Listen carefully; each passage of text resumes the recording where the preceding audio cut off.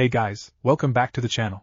This is a story about what if Naruto Sage of 6 Paths Highschool DxD. Before I start, please support for more amazing content, and do consider subscribing to my channel and share this video with your friends. This is written by Raptor Fanfiction and link in description and support writer. Let's start the video. A young girl was floating in the darkness, all alone. The girl was no older than 15 years old, and she looked the part, though she also seemed immature. She was on the shorter side, standing at only 138 centimeters, or 4 feet 6 inches in feet and inches. She was extremely petite, only weighing close to 70 pounds, a little less than that. The girl had shorter, shoulder length at the most, white hair. She was fair-skinned, and on the side she had a small black, cat head hairpin. She wore a tight white uniform shirt, and around her waist she had a black corset around her waist. She had an extremely short, her panties were normally visible with a gentle breeze, skirt that was violet-red in color. She had long legs, for her short height, and knee-high black socks, with brown shoes, no laces. She was in the middle of a dream. She was Kaneko Tuju, and she was in the middle of a very important dream. Without a doubt the most important dream of her entire life. She might just be floating in the darkness right now, but she knew what this dream was. Her elder sister had the exact same dream, but she had ignored the dream. Ignoring the dream had been a fatal mistake, which had led to them living a hard life and it led to them being separate. Not that Kaneko wanted anything to do with her sister anymore. She would not ignore this dream. Kaneko, or do I call you Chiron? A deep male voice called through the darkness. It was the question between her fake name and her true name. It asked her which one that she preferred to use, and honestly, she didn't like her birth name. I go by Kaneko. Kaneko answered, and her answer echoed in the infinite darkness. She didn't bother looking for the voice. If the dream was going to go by the same course of action then, very well Kaneko. The voice said, and the blackness around her vanished.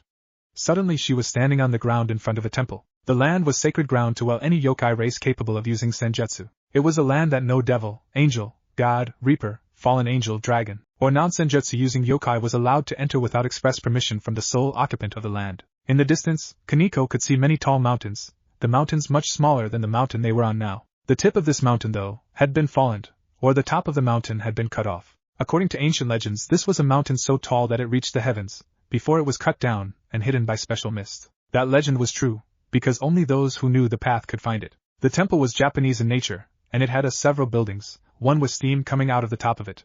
The front temple had 2 huge stone toads next to it, each toad over 50 feet tall, and sitting in a meditative position, frozen in place until the day they were broken. There was a stone road leading towards the front of the temple. Where am I supposed to go? Kaneko asked, before she felt a hand on her shoulder. You know how to get here.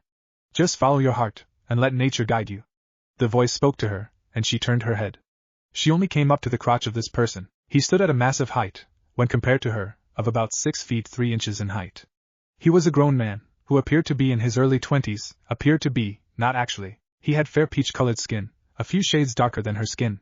He had a well-toned, muscular/lean body, with muscles as hard as steel. His face was hidden from her, the glare from the sun preventing her from making it out. Yet she could see golden blonde hair, like the sun itself, and she could see sky-blue eyes. He wore an orange jacket, a zipper down the front, and over that he had a jacket cape on with red flames at the bottom. His jacket had black stripes on the sleeves and near the bottom of the torso. He wore pure black pants, with the legs rolled up to shoe-armored sandals. Lord 7th Kaneko said as she was frozen in awe. The man who had eaten the chakra paramecia against his will, and gained immortality for the purpose of making sure that future sages were properly trained and did not abuse the great power of nature. The legend said that when Earth started to feel hatred for the people that lived on it, Naruto had gained immortality for the purpose of helping to heal Earth's hatred. Just call me 7th, and if you decide that you will come you may call me Master. Do you know my name Kaneko? Lord 7th asked her, and she looked up at him with her face scrunched up.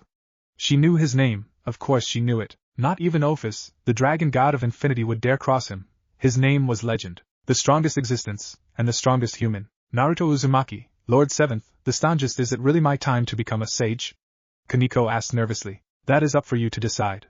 If you pass the trials to get to Sage Mountain, then you will be welcome to train. Now go, Kaneko, Naruto said to her, and Kaneko nodded her head. Yellow eyes snapped open. Kaneko woke up, to find herself in the club room that was used as a base for her master and her peerage. She yawned, and remembered her dream as she sat up on the couch. She knew what she had to do. She had to pack up and head out right away. She would talk with Rias about this, and she was sure that Rias would give her permission to go. Of course, she had little, very little, doubt that when properly explained that Rias wouldn't let her go. This was an important moment for her. Bucho, Kaneko said, because across the room was her master, Rias Gremory of the Gremory house. The girl was 17 years old, and beautiful. She was a tall 5 feet 8 inches for a woman, and she was everything that Kaneko wanted to be when it came to her body. She had huge breasts, wide childbirthing hips. She had flawless skin, though Kaneko had that one too. Her hair was long and crimson, and her eyes were a soft blue color. She wore the same outfit as Kaneko, but with white socks instead of black. She was reading something at the moment, reports on something Kaneko didn't care about, and she had her concentration glasses on. She didn't have sight problems, she just believed the glasses helped her think better, and seem smarter. "Oh, you are awake, Kaneko-chan. You seemed like you were having such a nice dream, a shame you woke up from it." Rias spoke to her kindly, with a genuine smile. Rias was always nice to her, and got her any type of snack she wanted to have. Rarely did Rias ever have to punish her for acting out, and compared to some other kings, Rias' punishments were very rare, and very light. She was not a strict master. Yeah, shame. "Bucho, can I leave school for a while?" Kaneko asked right out. She was a blunt person. "I don't have a problem with it, but why?" This came out of nowhere. "Do you have something important you need to do?" Rias asked, not against the idea of Kaneko leaving school. She just wanted to know why Kaneko of all people wanted to leave. The girl never showed any desires to leave her side. Then again, Kaneko had no dreams or goals at all. She was a pretty blank slate. "I had a dream involving senjutsu." Kaneko slowly worked that word into the conversation. It got Rias' attention. "The same senjutsu that never mind. What about senjutsu? Are you willing to start learning your heritage? Do I need to find you a teacher? I am sure that there is somebody in the underworld I can hire to teach you." Rias offered to have Kaneko trained, no limits on what she would spend to make sure that it happened again, within reason that is. She couldn't pay an amount of money she didn't have. Kaneko learning senjutsu was important, and it was an asset to Rias, seeing as Kaneko's power was her power as well. "No, I have a teacher planned out. I need to go and meet him. There is a law preventing me from saying his name to a non-senjutsu using race though," Kaneko said, and Rias seemed to frown a little. "That wasn't a lot of information." "Well then, I would love to meet him and talk with him about your situation, and what his training methods are. I will arrange for all of us to go and talk to him," Rias assured Kaneko, since she misunderstood the situation. She believed that she would have the ability to go to that place. "You can't go," Kaneko told Rias, who now really frowned. "Oh, I see. That is unfortunate, Kaneko-chan. I have to say that," Rias started to say, but Kaneko interrupted her. "I need to go. My sister didn't go, and she was overcome by senjutsu once she started to learn it by herself. This is really important, Kaneko-chan, that I go, Kaneko-chan," and trained Kaneko continued to speak, assuming that Rias was about to forbid her from going. She didn't hear Rias saying her name a few times, but she did feel it when a paper ball hit her forehead, stopping her. "I didn't say you couldn't go. You can go. Go and get stronger, but I want you to be safe. Just be sure to tell me how your training is going from time to time. We have long lives, so feel free to take a few years if you need them," Rias said with a smile on her face. Kaneko grimaced at Rias, and Rias raised an eyebrow. "You will be able to talk with me, right?" Rias asked with an amused tone. "I will not," Kaneko confirmed for her. "Is there a protective barrier preventing devil magic from entering or leaving?" Rias asked, now slightly amused by how well thought out this was. "There is a barrier around the mountain, I think. Nobody but those close to nature can sense the location of the barrier, and those close to nature can go through the barrier." "I am sorry," Kaneko told Rias, knowing the girl would be worried about her. Rias smiled briefly, before she rubbed her chin and thought. "I see. Well then. Surely there is a way to send letters, right? I mean, this teacher must have a way to contact the outside world.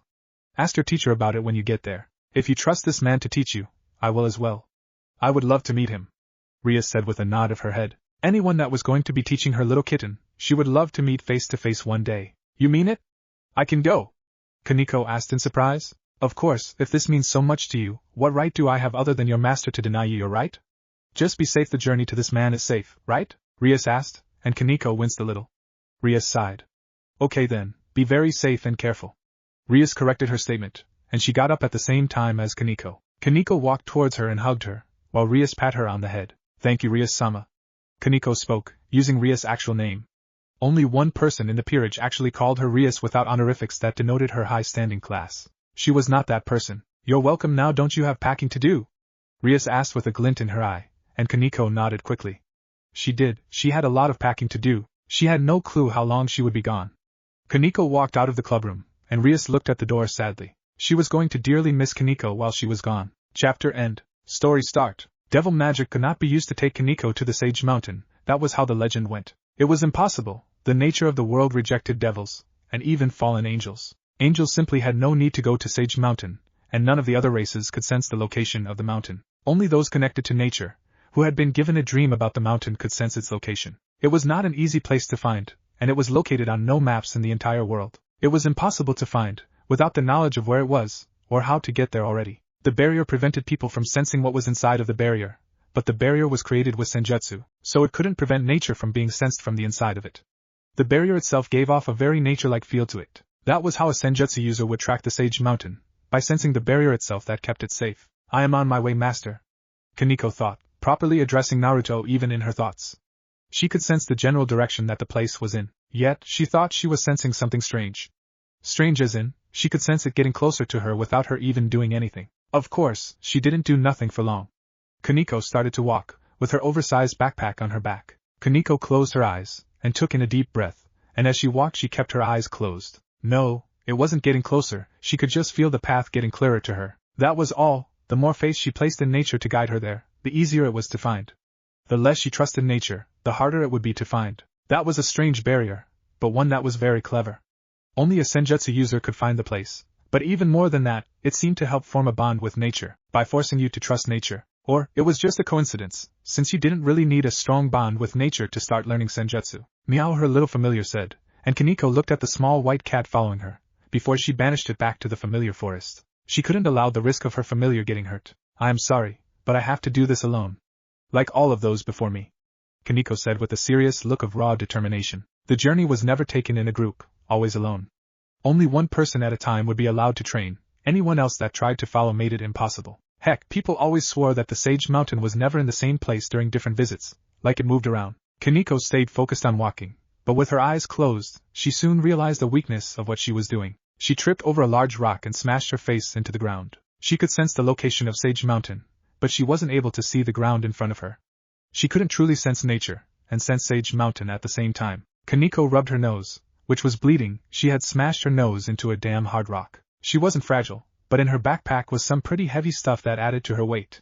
Kaneko rubbed her nose, and she shot some blood out of her nostrils. She wiped her face, and she set her nose back into place. Journey, not off to the best of starts. At least you have got to be kidding him, Kaneko said when she saw that the next place she was going to have to go was up the side of a cliff. She was not amused by this. Well, nobody ever said the journey was easy.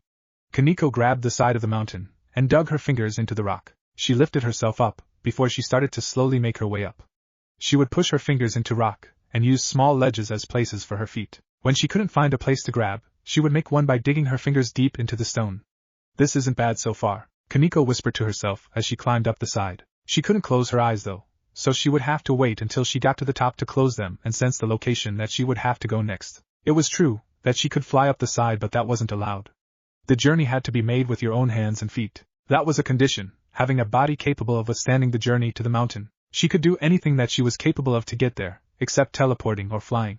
The journey was a hard one, but one that she signed up for. I should have brought some music. Kaneko cursed herself for not thinking ahead in the case she had to climb a mountain. In retrospect, she should have expected to do that, since she was going to Sage Mountain. All that could be heard were her breaths and the crunching of rock as she continued to climb.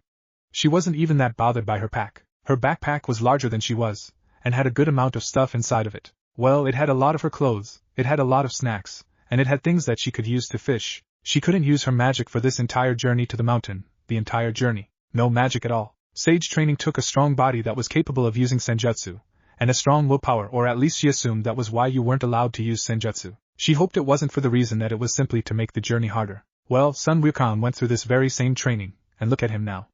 A powerful Buddha with enough power to defeat an army of lesser beings with ease. The results of this method of training paid off. Kaneko grunted when a rock hit her in the eye. She had gripped too hard and the rock had jerked out of the cliff. She had slammed the rock into her own face. There has to be an easier way to do this, Kaneko muttered to herself as she looked down, seeing she hadn't made as much progress as she would have liked. She had climbed maybe 20 meters up, not as impressive when compared to the height of this mountain. Compared to a human's normal progress rate, this was great. She could toss her snacks. No, she wasn't that desperate just yet. Ah!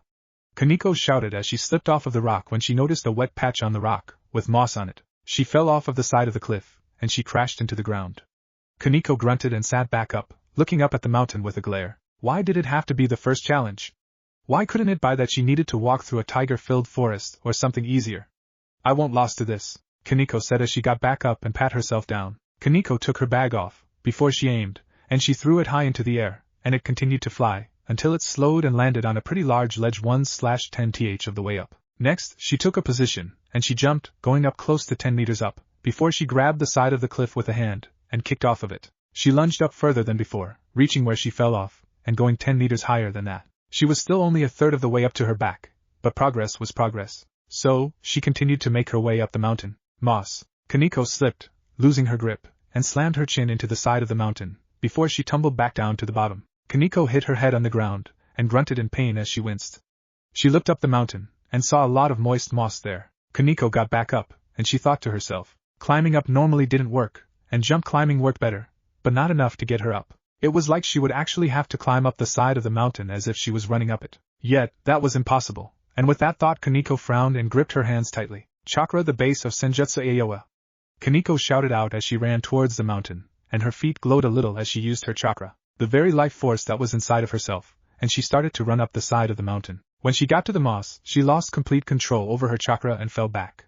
She kicked off the mountain, and smiled softly to herself. Her little temper tantrum had given her an idea. Running up the side of it hadn't been her idea when she used chakra. She had just been planning on venting and maybe using her feet to put some handholds in the mountain. Chakra makes the impossible possible. Kaneko started to run up the side again, but this time she closed her eyes and focused on her chakra, and her chakra alone. She completely ignored the magic in her body, and focused on her chakra.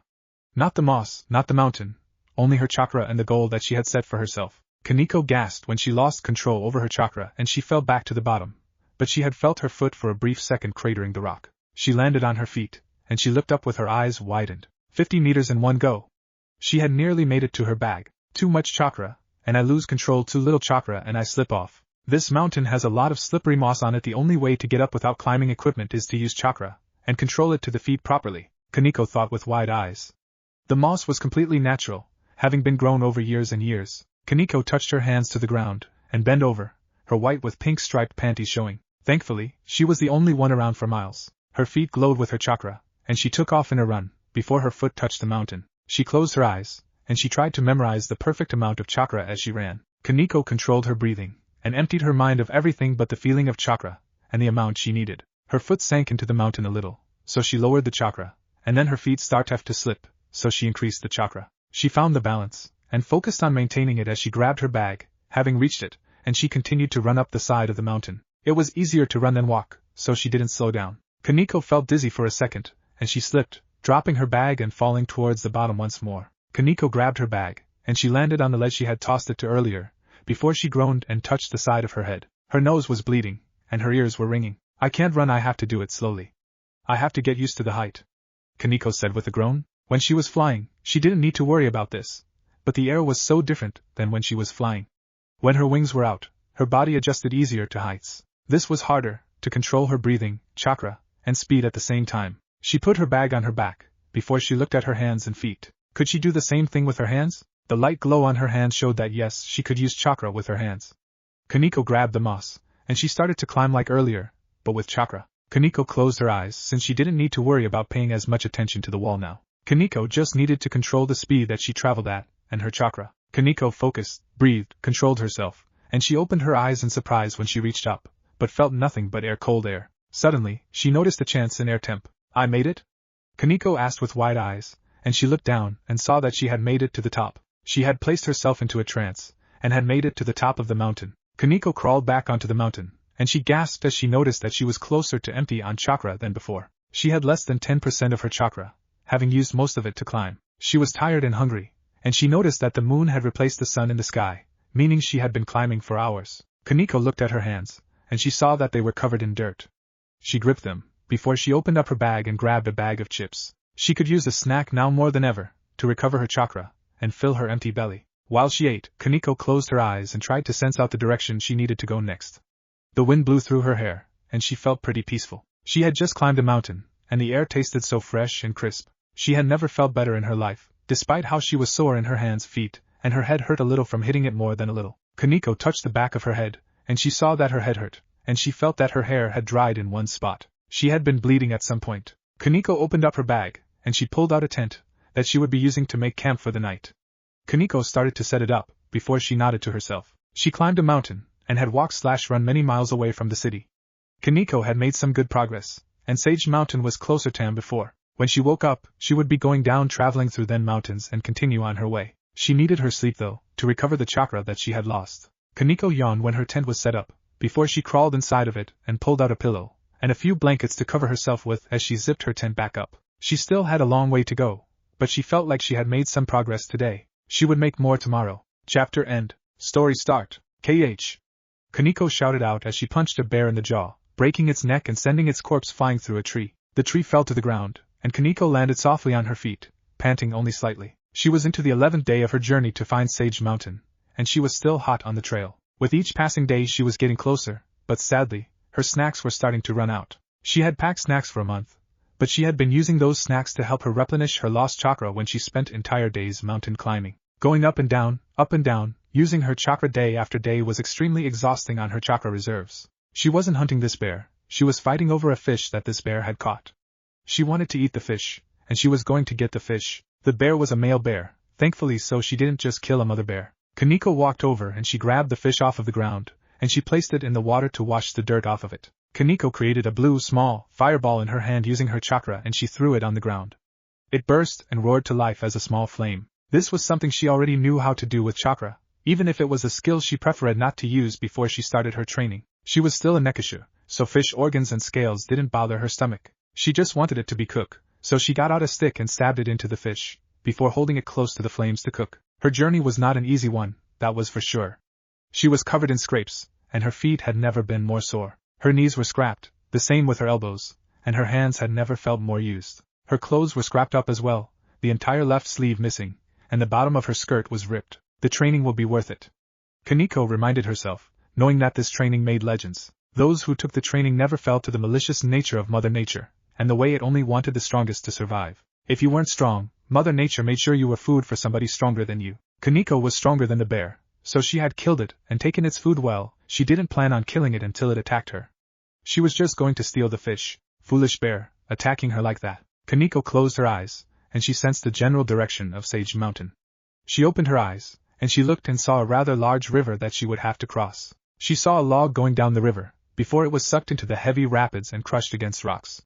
Kaneko gulped deeply, and she shivered. It was a bad time to not be able to swim. Kaneko smelled that the fish was ready after a while, so she started to eat it on the stick, and she put the flame out with some dirt. Standing up, she grabbed her now smaller backpack, most of it had been snacks, and put it on her back again. Now, the backpack was only about as large as she was, so not very large compared to earlier. She walked and ate at the same time, at least glad that she was out of the mountains and back on flat land. She couldn't, not allowed to, fly over the river, and she couldn't take the long way and go find a bridge either. That would ruin her sense of direction, and possibly make the journey take several more weeks in order for her to do that, if she was lucky and didn't just find that the river emptied into the ocean. So, she had to go across it somehow, but she couldn't swim and didn't like the look of those rapids. Just a great day to be her. There had to be some kind of trick to do this, like when she ran up the side of the mountain.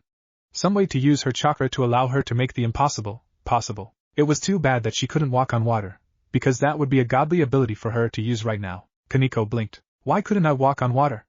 I just got done rejecting the notion of gravity. Kaneko questioned herself. If she could use chakra with her feet to walk up a mountain, she could do the same thing with water, right? Chakra makes the impossible possible. At least the water would clean her off, because she was a little dirty, pretty dirty. Okay, how is this going to work? Kaneko talked to herself. Days with no sentient conversation with somebody led you to talk with yourself. Kaneko looked at the edge of the river where it was more shallow, and she walked towards it. She put chakra around her feet, before she took a step and failed. Her foot reached the sand under the water without even looking like it was going to stay afloat on it. This was not the same as clinging to the surface of something. So, she pulled her foot out and moved her body into the water, before she sat down and let the water pass over the lower parts of her body. She thought about the water, having nobody to teach this to her. This wasn't even a chakra control method for Yukai. For Yukai, the way you learned to control your chakra was by simply learning how to form Jujutsu with it, and going from there with it. They expected you to get more experienced with it as you used it, and allow your natural-born skill to decide how good your control was. This was not like that. For the first time, she was actually having to control the amount of chakra she put into something, the concentration of constantly putting chakra into it, and the way she put chakra into it. Why does water have to move? Kaneko asked herself as she slapped the water with her hand. Chakra control was supposed to be easier for her. She was a girl. It was a fact that while in most cases men had more chakra, women had better control over it. Yet, she was sure that she had some pretty bad control if she wasn't figuring this out right away.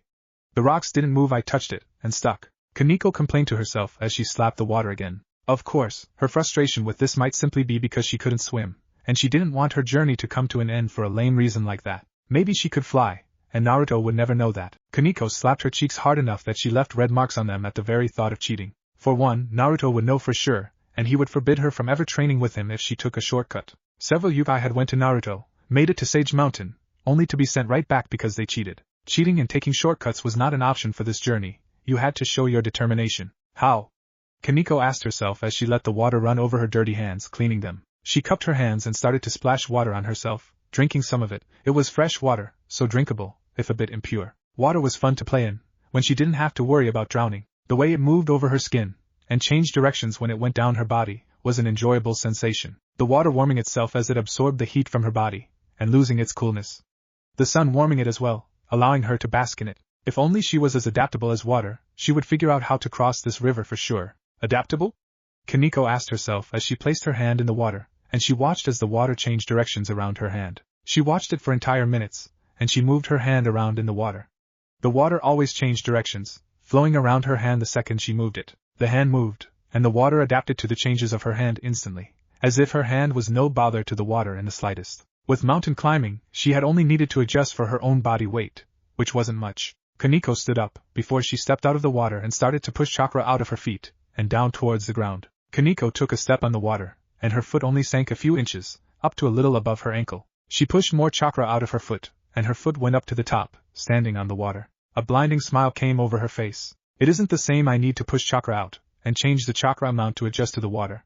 Kaneko whispered to herself as she did the same with her other foot. She held the position for a while, and she changed the amount of chakra to her feet as she took another step into deeper water. Kaneko didn't change the chakra, and took a step back, but didn't sink. It wasn't like was sticking to things this time. There was a little more room for leniency when it came to putting too much chakra into her feet. Kaneko pushed even more chakra, and the water under her exploded outwards, and her feet sank to the bottom, with the water running over her feet again. Kaneko frowned, before she stepped out of the water, using less chakra, and put her feet on top of it again. Okay, not as much leniency for error as she thought. Kaneko grabbed her bag, before she threw it hard enough that her bag went all the way across the river. Now, if Kaneko wanted to sleep in a tent tonight, she would have to make it across the river before night fell. She also wouldn't have to worry about her bag getting wet at this rate, or water flowing into it, and ruining all of the stuff she brought. Kaneko took a shaky step. She was not used to walking on water, and moved slowly across it, baby steps in the amount of progress she was making. She watched her feet, and she watched the water as she moved, not even affected by the increasing speeds of the water, as she used more chakra to keep herself standing on top of the water. If she used too much chakra, the water would be pushed down, and she would still sink. If she used too little, she just wouldn't float. This time, she had to adjust to the water itself, which took a hell of a lot more effort than simply sticking to something. This is so hard, Kaneko said with a wince as she nearly lost her concentration and fell into the water. She needed to stay focused. She needed something to keep her focused on her task.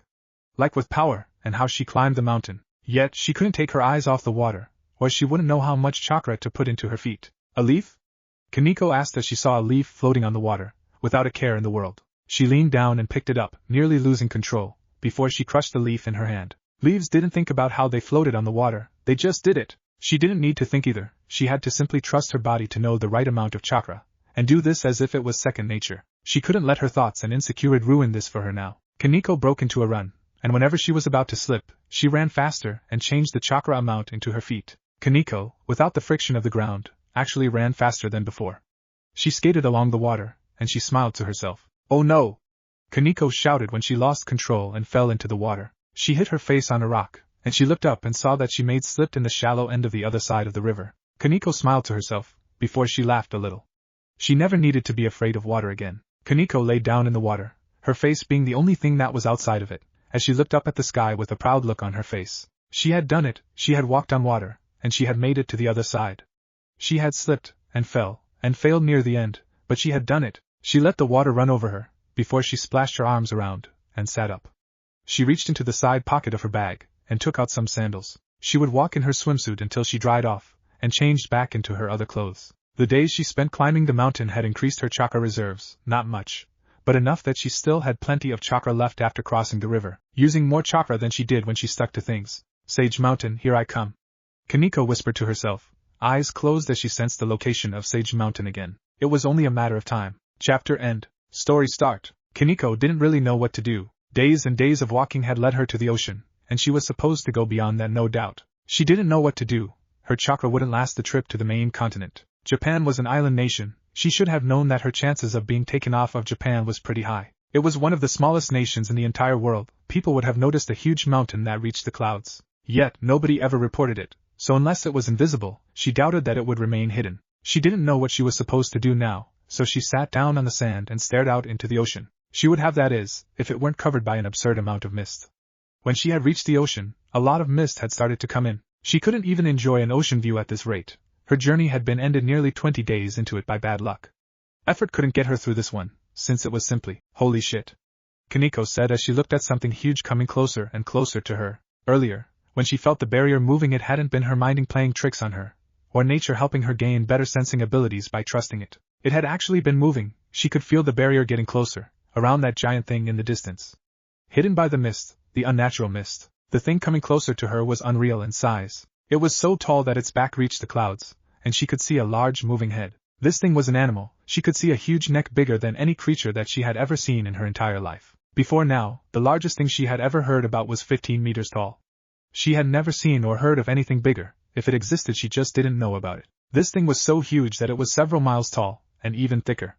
It had a lot of spikes coming out of it. At least that was what she felt like she could see. It started to lean forward, and the mist started to move out of the way. Giant fucking turtle. Huge turtle. Kaneko shouted in shock when she saw what it was. The largest creature she had ever seen was a huge-ass turtle. Its head alone was like the side of a small town, and its body was the size of a large city. No, it was bigger. This turtle was the size of an island, with mountains on its back reaching the sky. The entire thing was always in motion, which would explain why nobody could ever pinpoint the exact location of Sage Mountain. The mountain was never in the same place 2 days in a row. Kaneko walked on the water, and she started to run towards the turtle. She was smiling widely, having made the journey to the barrier. It took her nearly a month, and the turtle actually coming to her when she made it to the ocean, but she did it. Kaneko got closer, and the closer to the turtle that she got, the less dense the mist became. The turtle had a huge forest on its back, large enough that Kaneko was sure that her journey was nowhere near over with. Sitting on the middle of the back of the giant turtle, visible even from where she was a mountain that stretched into the sky, far above the level of the clouds. It looked newer than the other mountains. The rest of the mountains pointed outwards in different ways, like spikes, and they were light gray in color like rock or the turtle. This mountain looked like an actual mountain, as if it had been moved, or created later on in the turtle's life. The turtle ignored her as she jumped onto the side of it, and she used her mountain climbing to walk up the side of it. It would take her a great many minutes to get up onto its back, but that was because of its sheer size. The second she was on it though, the turtle started to turn around and move itself away from Japan. Kaneko looked at Japan quickly vanish, this creature faster than any other ocean dweller. Its size giving it amazing speed, but without it causing any waves strangely enough. It was truly at one with nature, like a giant moving island. The ocean breeze energized her as she walked, and she had a pleasant smile on her face as she walked as well. A giant turtle, it is a giant turtle. Kaneko spoke to herself with excitement. This was the biggest creature she had ever seen, and it wasn't attacking her. Was she supposed to not be freaked out and amazed by it? She got to the shell, and she saw that grass was growing on the turtle. Kaneko froze when she saw another giant-ass turtle on the back of the turtle. Her eyes widened, and her jaw nearly dropped. This turtle wasn't anywhere near the size of the island turtle, but it was still close to 30 meters tall. Kaneko was actually like an ant when compared to the size of this turtle, and it just ignored her, and went on its way as if nothing happened. You are a little one. The turtle spoke as it took notice of her, and Kaneko frozen. Not even her impressive strength would be able to put a scratch on something so huge. That thing must weigh several hundred tons. That was far too much for her strength. If this creature wanted to kill her, it wouldn't be too hard. She had reached Sage Mountain, but getting to Sage Mountain was still going to be difficult. Yes, I am here to speak to Master Naruto, and seek his training. Kaneko shouted up for the turtle, who looked at her. Naruto spoke of you. Kaneko tells you very well, but you will find that this island will not care for you. If you wish to reach the peak of Sage Mountain, be prepared for a fight. The large turtle spoke, and it started to slowly move in the direction it had been going. Kaneko ran towards the turtle, before she jumped and moved herself in front of it. The turtle stopped, before it looked down at her. Yes? The turtle politely asked. Please, tell me what route I must take to reach Sage Mountain the fastest from here. Kaneko requested, and the turtle looked towards Sage Mountain. She didn't know this island like this turtle, and she was not above asking for help. To use senjutsu, you literally helped yourself to the very nature of the universe. If you were too stubborn to ask for help, you couldn't use it. Well, at least that was her impression of it. Naruto is the undisputed master of all of the creatures of this island. No matter where you go, they will find you. The quickest way to Sage Mountain is a straight line. The turtle spoke, and it walked over Kaneko, shading her from the sun until it passed over.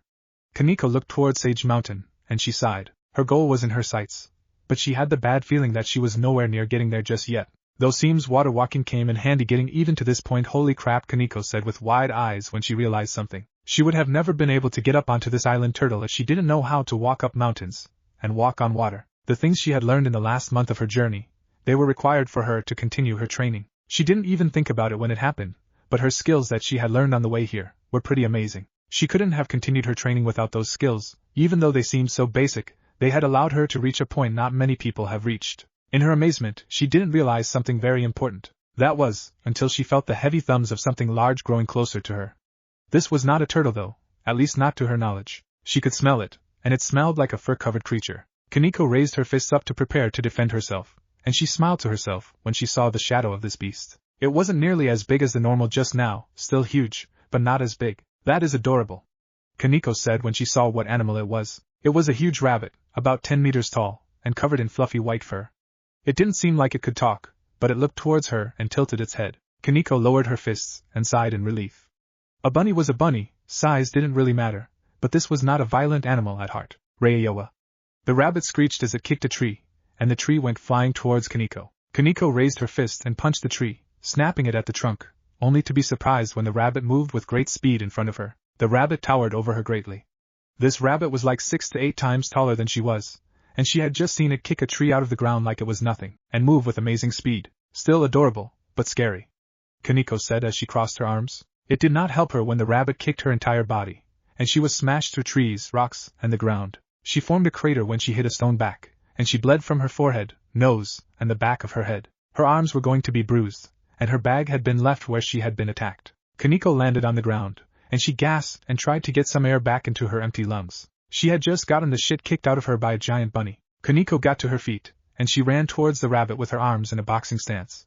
The rabbit jumped into the air, higher than she could, and landed behind her. She couldn't turn around fast enough before she was kicked again. Kaneko was smashed into the ground, before she was tossed into the air, and the rabbit unleashed a combo of attacks on her, paw fists and kicks, before doing a front flip and slamming her into the ground with the strongest kick yet. The ground around her exploded with dirt, and she was in a crater of shattered earth, while the rabbit landed on the ground an impressive distance away. I'm getting my ass kicked by a bunny? Kaneko asked herself, and it hurt to move her body. Kaneko stood up again though, and she summoned flames to her hand with her chakra. Kaneko looked at the rabbit, wondering how she could win. That rabbit had more strength, speed, and possibly it was more durable thanks to its immense size. She threw flames at it, and the rabbit jumped in the air to dodge. Kaneko jumped in the air as well, and she grabbed onto the fur of the beast, hanging on tightly to the fur on its neck. When the rabbit landed on the ground, Kaneko was nearly thrown off. Kaneko raised up a fist, but abandoned her attack when the rabbit jumped into the air, nearly throwing her off again. She was bucked over and over again, and she was forced to give it her all to hang on. She was thrown off, and the rabbit jumped after her, open mouth. She was inside of its mouth when it chomped on her.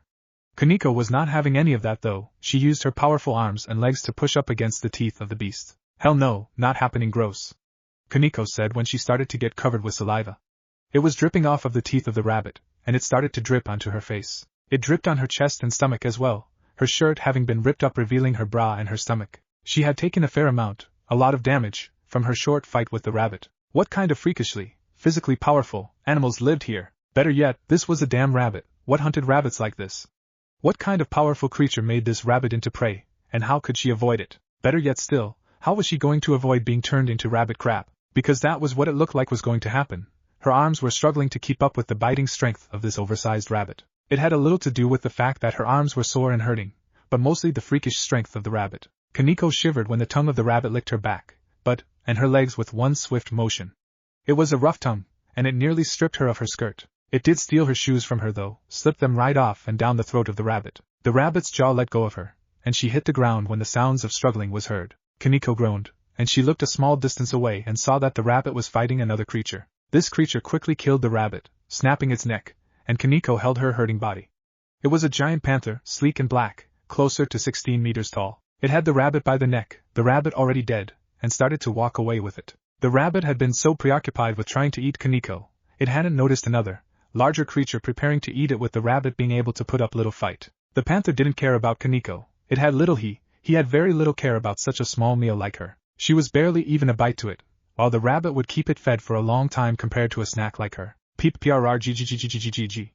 The panther growled towards her, and Kaneko winced as she forced herself to get up, grabbing her bag, and limping away from the larger creature. She could read those eyes, and those eyes held a death threat to her. She might not be much more than a snack, but she was still meat, and if she didn't leave, she would become a snack all the same. Getting to Sage Mountain is going to be hard, Kaneko thought as she looked towards a hollowed-out tree. She got down on her knees, and she went into a hole, before she opened her bag. She pulled out bandages, before she started to wrap all of the injured parts of her body. Her arms, her head, and her thighs were getting wrapped up just enough to help her until she healed. Yui! Kaneko groaned in pain. She was going to have to find some herbs to make medicine for her wounds. The path to Sage Mountain was riddled with dangerous beasts. Chapter end. Story start. It's getting hot. The island turtle must be in a tropical zone right now, Kaneko thought as she slowly unwrapped her bandages. She had been resting, hiding, and living off of her remaining snacks for the past 4 days. It took her that long to recover from the rabbit incident, as she would forever call it. She could never undo that damage to her pride that having a rabbit, even a giant one, kick her ass had caused. Most of the animals on this island were not friendly. Don't get her wrong, they weren't attack on sight either, but they were not friendly. The animals of this island seemed to have a deep respect for strength. There was also a chain of command in some form. The huge gorillas ranked higher, and the more peaceful creature ranked lower. She had seen that one just by hiding and observing the animals. The animals were also extremely intelligent, with near-human or human levels of thinking ability. They had systems, rankings, and they did things like rock paper scissors with each other. The crap never won, since it could only ever throw scissors. All healed, Kaneko said, though she was sweating pretty badly. She was out of food. She would have to start hunting, or stealing food, just to survive at this point. Her body and chakra had recovered, but sadly, she was low on energy at the moment. She didn't know what berries were poison, and if the strawberries she saw on the island were actually strawberries. She had seen a banana and strawberry even bigger than she was, the banana being nearly 3 meters in size. The island itself was alive, and didn't follow the common laws of nature. It somehow supported a large number of diverse creatures. She had seen a 15-meter-tall penguin walking around in this general area.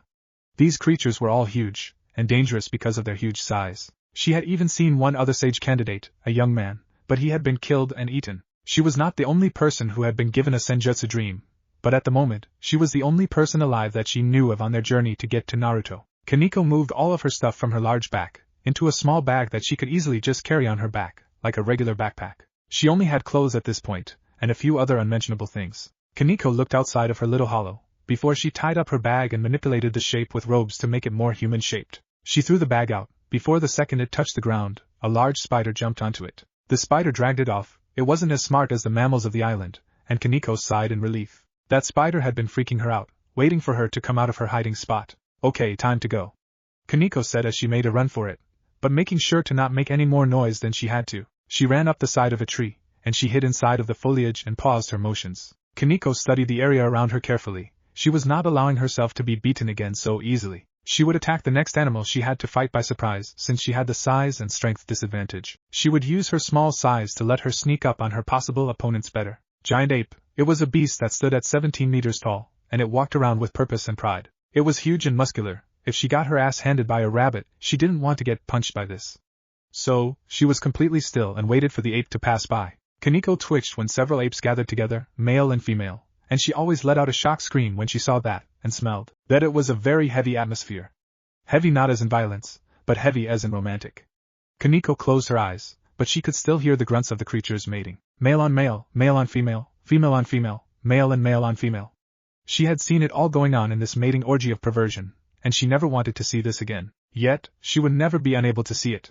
Kaneko started to move, seeing as the apes were distracted by their acts of debauchery and sin. I am not shit. Crocodiles as well, Kaneko thought as she saw crocs coming from the south, and heading towards the apes. Kaneko stayed where she was, and the apes were alerted to the presence of the crocs when another ape screamed. Kaneko looked at the location of the ape, and saw it was close to where she was. The apes stopped their mating, and they all got ready for war with the crocs. Shit, as much as this will be awesome to watch, I should leave soon, Kaneko thought when the apes and crocs charged at each other. Every day on this island was another creature war, and it was never good to be caught up in one of those. Kaneko climbed up higher slowly. The trees were very tall, and she jumped from the top of one tree to another. She kept jumping until she was out of this battle zone. Kreia! A giant hawk screeched as it flew towards her, and Kaneko saw talons coming closer to her. This she could handle. The hawk was only 3 meters tall, but with a huge wingspan. Kaneko kicked the hawk in the leg, and it snapped, falling to the ground in the middle of the war zone that was the ape/croc battle. An ape questioned as it looked up at the sky, just as Kaneko landed on a tree. The crocs, who were battered by brute force, took this chance to escape and live another day. The apes focused on Kaneko, who was cursing her luck. The one animal on this island she was strong enough to beat in one hit, and beating it alerted one of the most powerful animals to the fact she was there. The next thing she knew, there were 6 jumping apes around her, all poised to attack. Kaneko jumped up into the air higher, and ran up the arm of one of the apes. She got to the shoulder, and jumped out of the group. She landed on the ground, just as the apes landed on the ground behind her. Kaneko ran over to a tree, and ripped it out of the ground, before she threw it at an ape. It hit the ape in the back of the knee, making it lose its balance and falling into its group. "I'm out of here."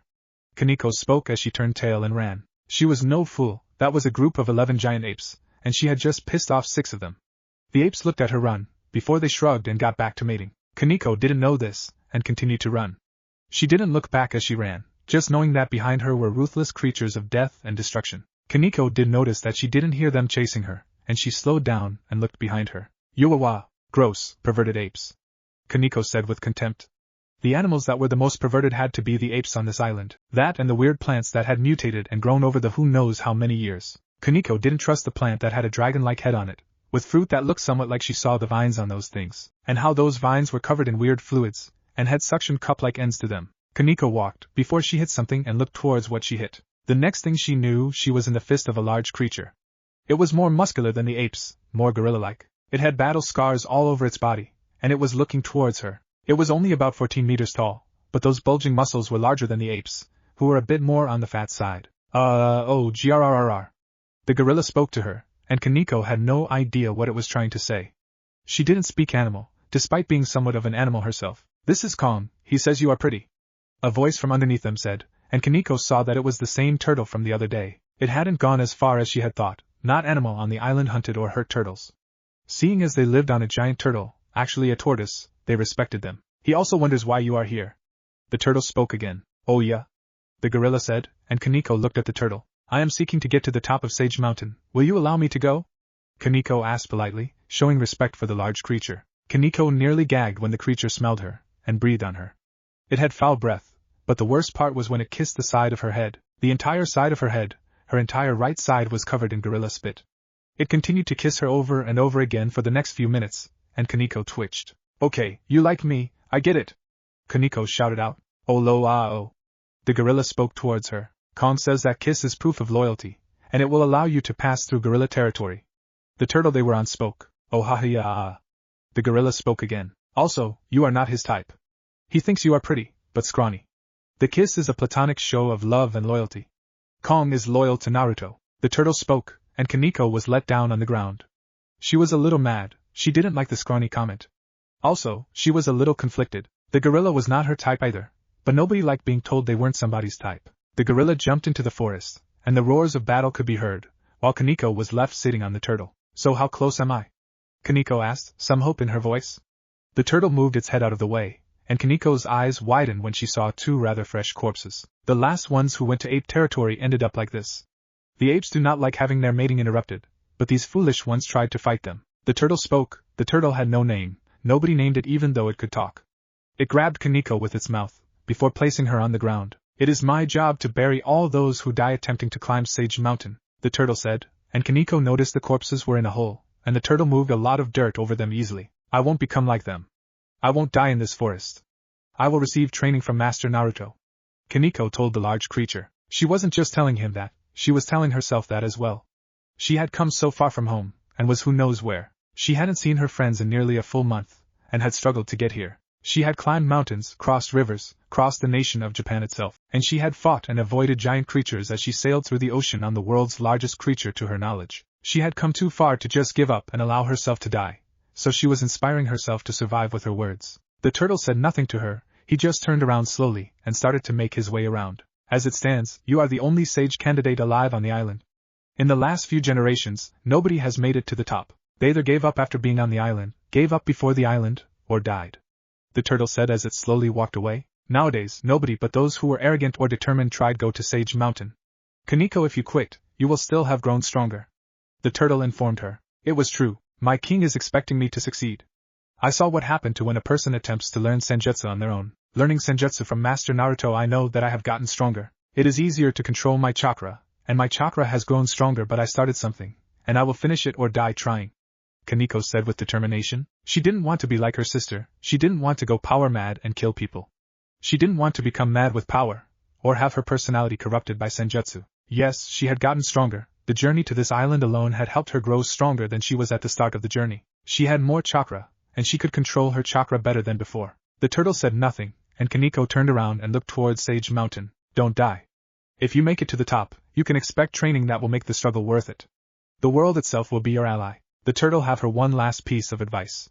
Kaneko nodded her head, before she started to walk towards Sage Mountain. She had come too far to allow the threat of death to make her turn back. Master Naruto called out to me, if I turn back, I will be no different than my sister who never even tried to come here. I will do what she never did, Kaneko said with a glint in her eye.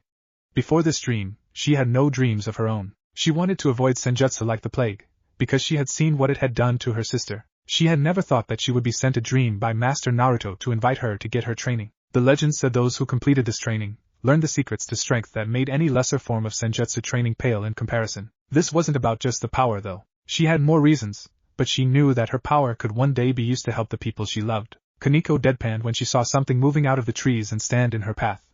Kaneko raised her fists up, because she saw a giant penguin standing in her way. The penguin nodded to her, and it moved towards her with impressive speed. Kaneko grabbed it by the beak, and she was pushed across the ground. Kaneko twisted her back, and she used the weight of the penguin to flip him onto his side. Kaneko then focused her chakra to her feet, stuck to the ground, and she leaned back so that she could lift the penguin into the air. Crawl! The penguin struggled, and its wings slapped the side of her head. She could hear bells ringing, but she still threw the penguin into the trees. The penguin squirmed back to its feet, before it moved towards her. It bowed to her politely, before it turned around. Eh? Kaneko questioned when she saw the samurai-like penguin waddling away, with a sense of honor about it. The penguin had tried to kill her, and honestly, she was sure it could have killed her. Yet, when she countered its first hit, it was almost like the penguin had decided that she had passed some sort of test, deemed her a worthy opponent, and was willing to wait for her to mature. Kaneko saw the penguin look back to her. She bowed slightly as well, lifting the sides of her skirt up, showing respect to her opponent as well. These were intelligent creatures, and if they showed you respect, you showed them respect as well. That penguin was one of the strongest of the creatures, and though Kaneko couldn't beat it in a fight, she had countered one of its moves, and that was enough for her. Kaneko gripped her fist, and she looked down at it. She slapped her cheeks, and continued back on the path to Sage Mountain. Master Naruto was waiting for her. Chapter end. Story start. Hew hew hew. Kaneko panted as she took a break in her climbing. The side of Sage Mountain, getting to it had taken her a while, 2 days of avoiding most creatures that could kill her, and running away from the creatures that she had to fight. She had yet to really kill anything on the island, but she had managed to learn that the berries were not poison. She would manage to injure animals long enough to escape, and get closer to the mountain. Not without injuries of her own though. Her left leg was bandages up, and she had to put her right arm in a sling. She had messed up her arm pretty badly, and her leg had been scratched up during a fight. She had pulled through though, and she had made it to Sage Mountain. She had started to walk up it, only to find out that Sage Mountain was not something that could be walked up with chakra easily. The rock of the mountain was very smooth, extremely smooth. It was weathered down, and it rained often on the mountain, so half of the time the mountain was wet. Sadly, this made wall walking extremely hard for her. She was on her second day of actually climbing the mountain itself, and she was exhausted. She had reached a ledge, and that ledge had a cave. Thank whoever was watching after her that there were no giant bears in the cave, just a lot of bugs, very big bugs that were much larger than normal, but nothing bigger than maybe 6 inches in size. Kaneko had to resort to using the same method she had started with when it came to climbing. She used her hand to grip the wall, and pull finger holes in it. Then, she pulled herself up, and used her feet to make footholds. Her fingernails were going to need to be done after this, because they were bleeding from the effort she was putting into this. Kaneko had herbs to soothe the pain, but she had been climbing for a while, and wasn't very close to the top. She had barely reached the halfway point. Soup, ah! Kaneko shouted in shock when she saw a person sitting next to her. She hadn't even felt his presence when he got there. She couldn't sense even an ounce of anything from him. The old man was offering her a bowl of soup, and Kaneko got a good look at the man. He was old, maybe in his later 60 seconds. His skin was tan from age and a bit leathery, and he had wrinkles. The man wore an old white t-shirt, and black pants that were kept around his waist with a rope. His gray hair was pulled back into a ponytail, and he had a straw hat on top of his head. "Would you like some soup, little sage?" The old man asked her, and Kaneko's belly growled at her. It wanted soup now. "I don't think so," Kaneko said when she saw that inside of a green jelly were long, purple worms. The bowl was carved from wood, and pretty old itself. Kaneko's belly growled loudly, but she was more curious about the man. "Who are you?" she asked, curiosity in her tone. "I'm just an old man, don't worry about me. Not many people come by here, little sage, so what brings you to Turtle Island?" The old man asked Kaneko with a smile on his face, several of his teeth chipped, no doubt from fights, seeing as he lived on a hellish island like this one. Kaneko thought about if she should stay or not, but decided that she still needed to rest her hand. I'm here to seek Master Naruto, and learn senjutsu from him. Kaneko told the old man, who laughed a little. What is so funny? Do you think I can't do it? Kaneko asked, her temper starting to flare up. Is learning senjutsu your only reason for coming here? The old man asked her with a knowing look on his face. He sat the worm soup down at her side, and he smiled with a glint in his eyes. His eyes were mostly closed, but they had a glint to them. He spoke as if he knew something that she did not. My sister. She tried to learn senjutsu on her own, and failed. I wished to do what she refused to do. I wished to learn under Master Naruto. I don't want the power in me to hurt my friends. Kaneko told the old man. She didn't say everything, of course, but she did give her insecurity. This old man had most likely been on this island for years. If anyone knew a shortcut up the island, or something to help her, it would be him. Kaneko waited for him to say something, and she noticed that the old man had fallen asleep, but woke up and smiled at her. Sorry, little sage, my old mind's not what it used to be. So these friends, do you love them? The old man asked Kaneko, and she nodded. More than I love myself. They are my family. Kaneko spoke honestly, and the old man gave her a pat on the back. She was nearly thrown off the edge of the mountain, but she looked at the old man, and saw that he was giving her a nod of approval. Senjutsu is a dangerous power, to the user and those around them. One wrong step, and you die. One bad move, and your loved ones die. Yet, it is a beautiful power. People can use it to save lives, help those who need it, protect loved ones. It is all in how you learn it, though. The wise man said to Kaneko, and she nodded to him. She didn't fully agree, of course, and she didn't see the beauty in it. It was a power that you used to grow stronger with. There was nothing beautiful about it to her. Power was power, and it didn't matter where it came from, so long as you trained for it, or paid the price to gain it. What is Master Naruto like? Kaneko asked the wise man, who thought about it for a moment. I don't want to ruin the surprise for you. Little sage, you are close to meeting him. You are only a few hours away after all, the wise man said, and Kaneko blinked and looked up and saw clouds above them. So no, she was not a few hours away, she was a few days away from getting to Master Naruto. I'm not stupid. Kaneko felt the need to comment, and the wise man smiled at her. Sometimes life challenges us to help us grow, but sometimes, it just wants us to pay attention to the small details. Don't get into such a rush that you miss out on the smaller details in life, little sage. The wise man said to her, and Kaneko was confused. His words were wise, and they meant something to her. She had rushed here, but she was pretty sure that she didn't miss anything important or small. What could the old man possibly mean? Wise sage, what detail did I miss? Kaneko asked, before the wise man gave her the bowl again, and she looked at it with disgust. The worms were still alive and moving around, but she could tell that unless she ate, he was not going to tell her what she wanted to know. Eat that is good old stamina food, increase your chakra, make it strong. The wise man insisted, and regretting it, Kaneko took chopsticks from him and started to slurp it up. The taste was not pleasant to her, and the texture was downright horrible. It was slimy, and they were moving in her mouth. The taste got weirder as she tried to eat it, but if she didn't chow then she would feel it moving on the way to her stomach. People always come in a straight line towards Sage Mountain when they get onto Genbachan. The wise man informed Kaneko as she ate worms. Kaneko gulped, and she tried to not vomit it back out. It was harder than it looked not to puke. Yeah, I spent a little less than a month getting here. I want to reach Master Naruto as soon as possible. Staying in the forest was too dangerous, Kaneko said to the wise man, who looked down towards the forest. Do you know what I see? The wise man asked her, and Kaneko looked into the forest. Huge animals, giant turtles, death. I see danger, and Kaneko started, before the next statement from the old man stopped her. I see the stairs. The wise man spoke with humor in his voice as he pointed towards the right side of the mountain. The small detail that Kaneko had missed out on, because she was in such a hurry, was that there were stairs carved into the mountain itself. Kaneko had rushed there straight from the point that she had gotten onto the island turtle, that she didn't even consider the possibility that there were stairs leading up to the top.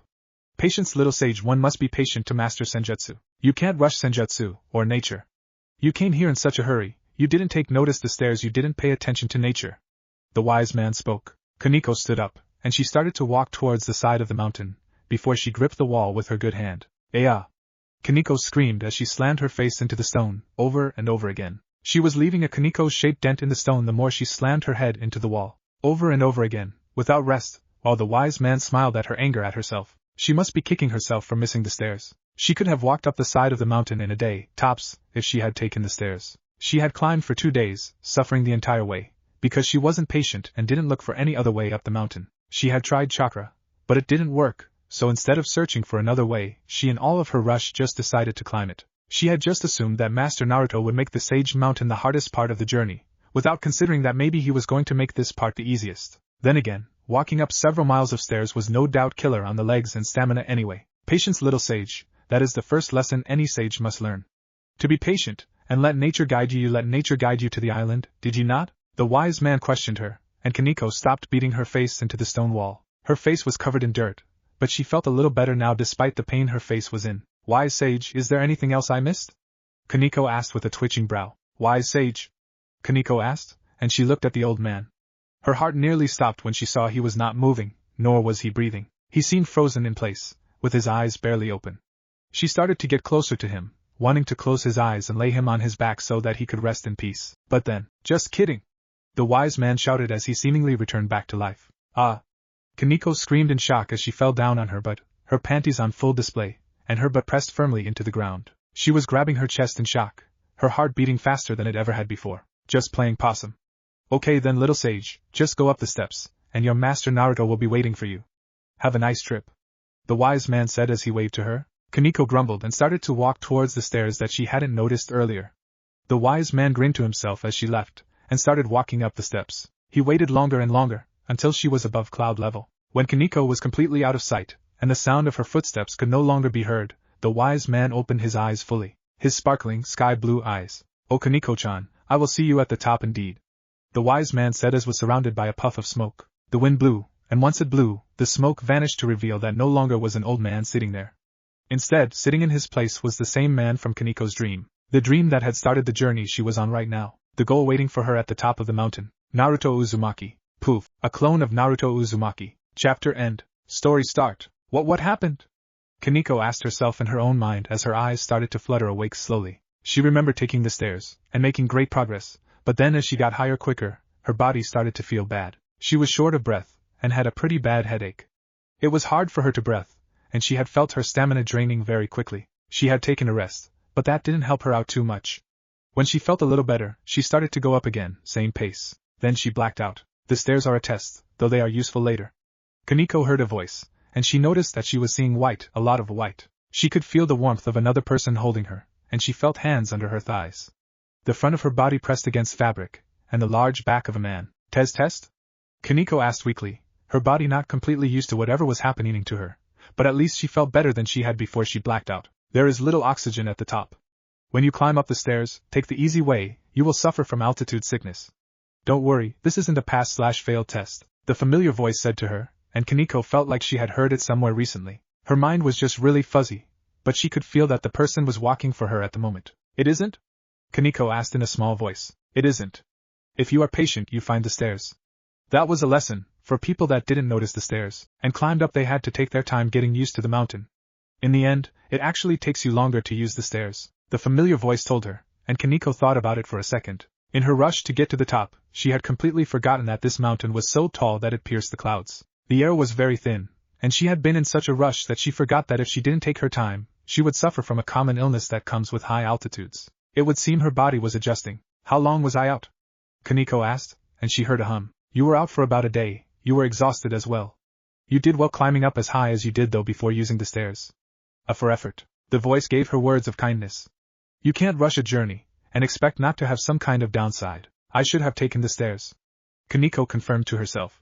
If she had simply climbed the mountain, her body would have gotten used to the air much more calmly. Her progress had been slower, but it had been better for her body to do. Please let me down. I need to get back to climbing the mountain soon, Kaneko requested, since she was ready to do this on her own again. She wanted to do this the right way, that way she didn't suffer from altitude sickness again. But Kaneko-chan, open your eyes all the way, and see what is in front of you. The familiar voice told her, and let her down on the flat ground. Kaneko stumbled a little, and she grabbed onto the clothes of the man for support. Kaneko looked around, before her eyes widened when she saw the Greta horizon in the distance. Clouds far below her current level, continents in the distance as well. She viewed great distances, and saw the ocean itself as a large lake in size from where she was standing. Kaneko turned around, and her eyes nearly sparkled with joy. She saw the temple in her dreams, the great temple of the Master 7th, Naruto Uzumaki. Kaneko took a few steps, before she felt a hand on her shoulder. Just like in the dream that led her here, Kaneko turned her head. Her eyes widened, and she saw Naruto standing there, looking down at her with a wide smile. Master Naruto, I'm sorry for not making it up here on my own, Kaneko said before she lost her balance and fell onto her butt. Kaneko blushed, before she got on her knees and pressed her forehead into the ground. She had failed, she hadn't made it to the top on her own, she had gotten help along the way. She shouldn't be here unless she got here with her own two hands. Did you learn something? Naruto asked her as he sat down on the ground in front of her, and Kaneko finally saw his face. He had whisker marks, 3 on each cheek, and his smile was filled with kindness. Huh? Kaneko asked, and Naruto placed his hands on his knees. Tell me, what did you learn on your journey? Naruto asked her, and Kaneko was stumped for a moment. I learned how to control my chakra better, and I learned that I can't fight everything head on. I learned that I need to be patient, and I can't always take the easy way out, Kaneko told Naruto, and he clapped his hands together for her. Kaneko was shocked by the sudden noise, but she looked and saw that he was giving her a wide grin. Then you pass. Welcome to Sage Mountain, Kaneko-chan. Naruto spoke as he gave her a warm smile. She was his student now, she had learned what he wanted her to learn. Only certain people were truly ready to learn senjutsu, so Naruto always gave them small trials. If they didn't have a quality to learn senjutsu, he would send them on a journey so that they may learn. If they never got to him, oh well, at least they learned something from the journey that they took, even if they quit. I passed? Kaneko asked with surprise, and Naruto nodded his head, with flying colors. Senjutsu is not easy to learn, Kaneko-chan. It is dangerous, and you may very well die. You need courage, guts, patience, and there is no easy way out. You had the courage to continue the journey, the guts to face the island, you learned patience, and you learned that you can't take the easy way every time. You didn't give up when you struggled, you tried harder. Come on, Kaneko-chan, let's go. Naruto said as he stood up and offered her a hand to get up herself. Kaneko looked at Naruto with wide eyes, frozen in place at the fact that she was now officially his student. If I hadn't learned, what would you have done? Kaneko asked, and Naruto smiled at her, though it was smaller than before. I wouldn't have trained you. Only those who make it to the top can be trained, but only those who are ready will be trained. You made it to the top, and you were ready. So, how about it? Naruto asked as he offered her his hand again. Kaneko smiled softly, and she took his hand. Right away, Kaneko noticed how big his hand was compared to hers. It was so large, but it was filled with warmth, and it made her feel safe right off the bat. I'm ready, Kaneko said to Naruto, and he pulled her into a standing position. Good, your training starts in a few days. I want you to get used to this place, rest up, and get used to the thin air first. Naruto said to her, and he started to walk. Kaneko smiled, and she walked behind him. She could use a rest after the journey that she had been on. It had been a month since she started, and she had finally made it. Everything seemed just so right with the world at the moment to her. She followed him as he walked to the main building, and Kaneko noticed a mirror. In the mirror she saw herself, for the first time since starting the journey. She was covered in dirt and dried blood. Her clothes were an utter mess, her shirt had been reduced to practically nothing, and her bra had been torn as well. Her small breasts were open to anyone to see, and her skirt had been torn up as well. Her panties were in no good condition either, with small tears on them as well. She had scraps and bruises on her body, and her hair was messy, it hadn't seen shampoo in over a month even if she cleaned it with water. That is me? Kaneko asked herself as she stopped, and looked at her reflection, which Naruto noticed, and he smiled at her. What do you see? Naruto asked her as he looked down at her. He was proud of how she looked right now. She had become dirty, and hurt through her trials and efforts. She was cute, sure, but what was more important was the fact that her appearance was proof of her hard work. He doubted she had ever looked like this before in her life because of raw hard work and determination. I see a dirty girl, covered in mud and blood. Her clothes are destroyed, and her body is small, but I don't pity her. I'm proud of how she looks, Kaneko questioned as she searched her feelings. Naruto smiled at her words. She had some self-confidence issues with her body, but a lot of people did. Naruto just liked the fact that she was proud of herself. You see all of that? Naruto asked with a glint in his eye, and Kaneko looked at him curiously. Master, what do you see? Kaneko asked, and Naruto moved so that he was standing behind her, and in front of the mirror as well. He got down on a knee, and he reached around her and wiped off some of the dirt from her body. I see Kaneko Tuju, Naruto told her, and Kaneko looked into his reflection's eyes with surprise. That is all? Kaneko asked him in shock, and Naruto nodded. That was all he saw when he looked into the mirror. He saw her, and he saw himself, standing there. That is all, Kaneko-chan. Mirrors have the tendency to make us think about who we are, but who are we? The mirror doesn't show us the past, and it doesn't show us the mirror. A mirror only shows us who we are at the present. I see Kaneko Tuju right now. Tomorrow you will be Kaneko Tuju, and yesterday you were Kaneko Tuju. The mirror doesn't show us how we change, it shows us. Are you proud of who you see in the mirror? Naruto asked her with a wise smile. This was part of being older, well, this was part of having been a father as well. Naruto had been a leader, a sage, a father. He had been so many things, and looked after so many people. I'm proud, but Kaneko started to say, but Naruto pinched her lips together. There is no but, you are proud. If you have insecurities, you can talk to me about them from now on. Every day when you wake up I want you to look at yourself in the mirror and ask yourself, am I proud? Naruto told her as he stood up. He had the mirror so that people could see what they looked like when they got here. People were always surprised about that. Of course, I also see something else in the mirror. Naruto said with his tone filled with air. What do you see, master? Kaneko asked, and Naruto waved a hand in the air. I see a girl who desperately needs a bath. I'll show you the way there, Naruto said, and Kaneko smelled herself. Raising her arm up, she smelled her pit. She didn't even notice the smell, having gone blind to her own scent. Kaneko followed Naruto thought, and he opened a door. They walked down a hallway, but Kaneko noticed that the hallway was just 2 walls of logs leading towards an open-air bath. Kaneko raised an eyebrow at Naruto. Open-air bath? Kaneko asked Naruto, and he nodded his head. We don't exactly have running water up here. So I built this. The atmosphere is nice, right? Naruto asked as he gestured to the large pool of water. It was decorated with rocks surrounding it, and Kaneko could see that the water wasn't really warm. Boil release, unrivaled strength. Naruto spoke as his skin started to emit steam, hot steam, and Naruto placed his hand in the water. Steam erupted from the once cold water, and bubbles could be seen forming, but Naruto used his other hand, and using the power of Isabu inside of him, created more water to refill all of the water lost by the steam. In seconds the bath was filled with hot water, and steam came off of it. Wow, is that senjutsu? Kaneko asked Naruto with a twinkle in her eye, and Naruto shook his head. This is ninjutsu, not senjutsu. Like I said, no running water, no water heater. We do have a waterfall, but it isn't natural. I have somebody I knew a long time ago create it. Well, I would join you, but I am going to go and fetch you some new clothes. What sizes are you? Naruto asked her with a raised eyebrow, and he looked at her body. Kaneko turned a little red. 138 centimeters, 4 feet 6 inches, and my sizes are 67 cm, 57 cm, 73 cm, 26 inches, 22 inches, 29 inches.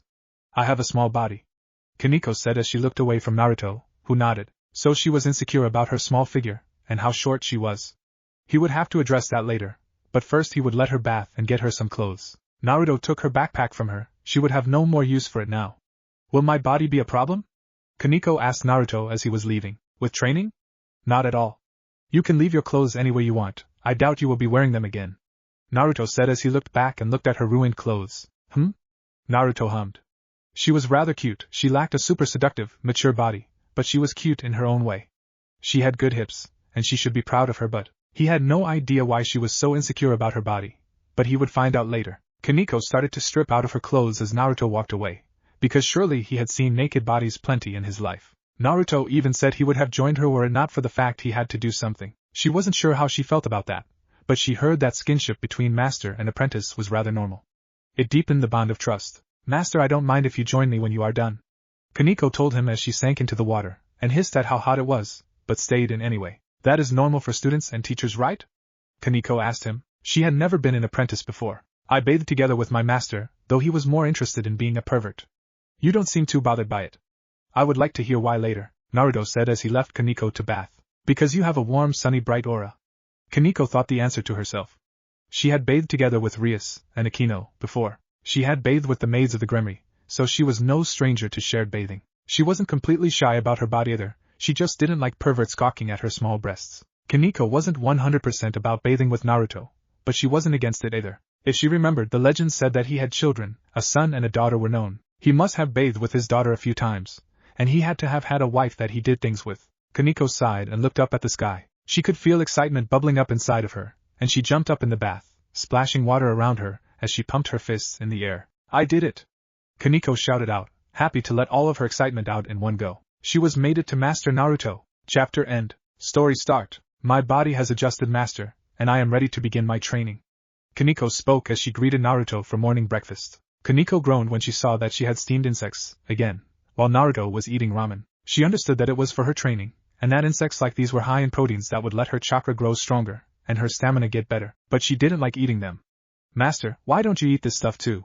Kaneko asked as she looked at his ramen with desire. She didn't understand why he was eating ramen, when she was eating bugs. I'm not training to learn senjutsu. You aren't either, not today. Your chakra control is not yet at the level I want it at, Naruto told her calmly. In the last 3 days, her body had adjusted to the thin air.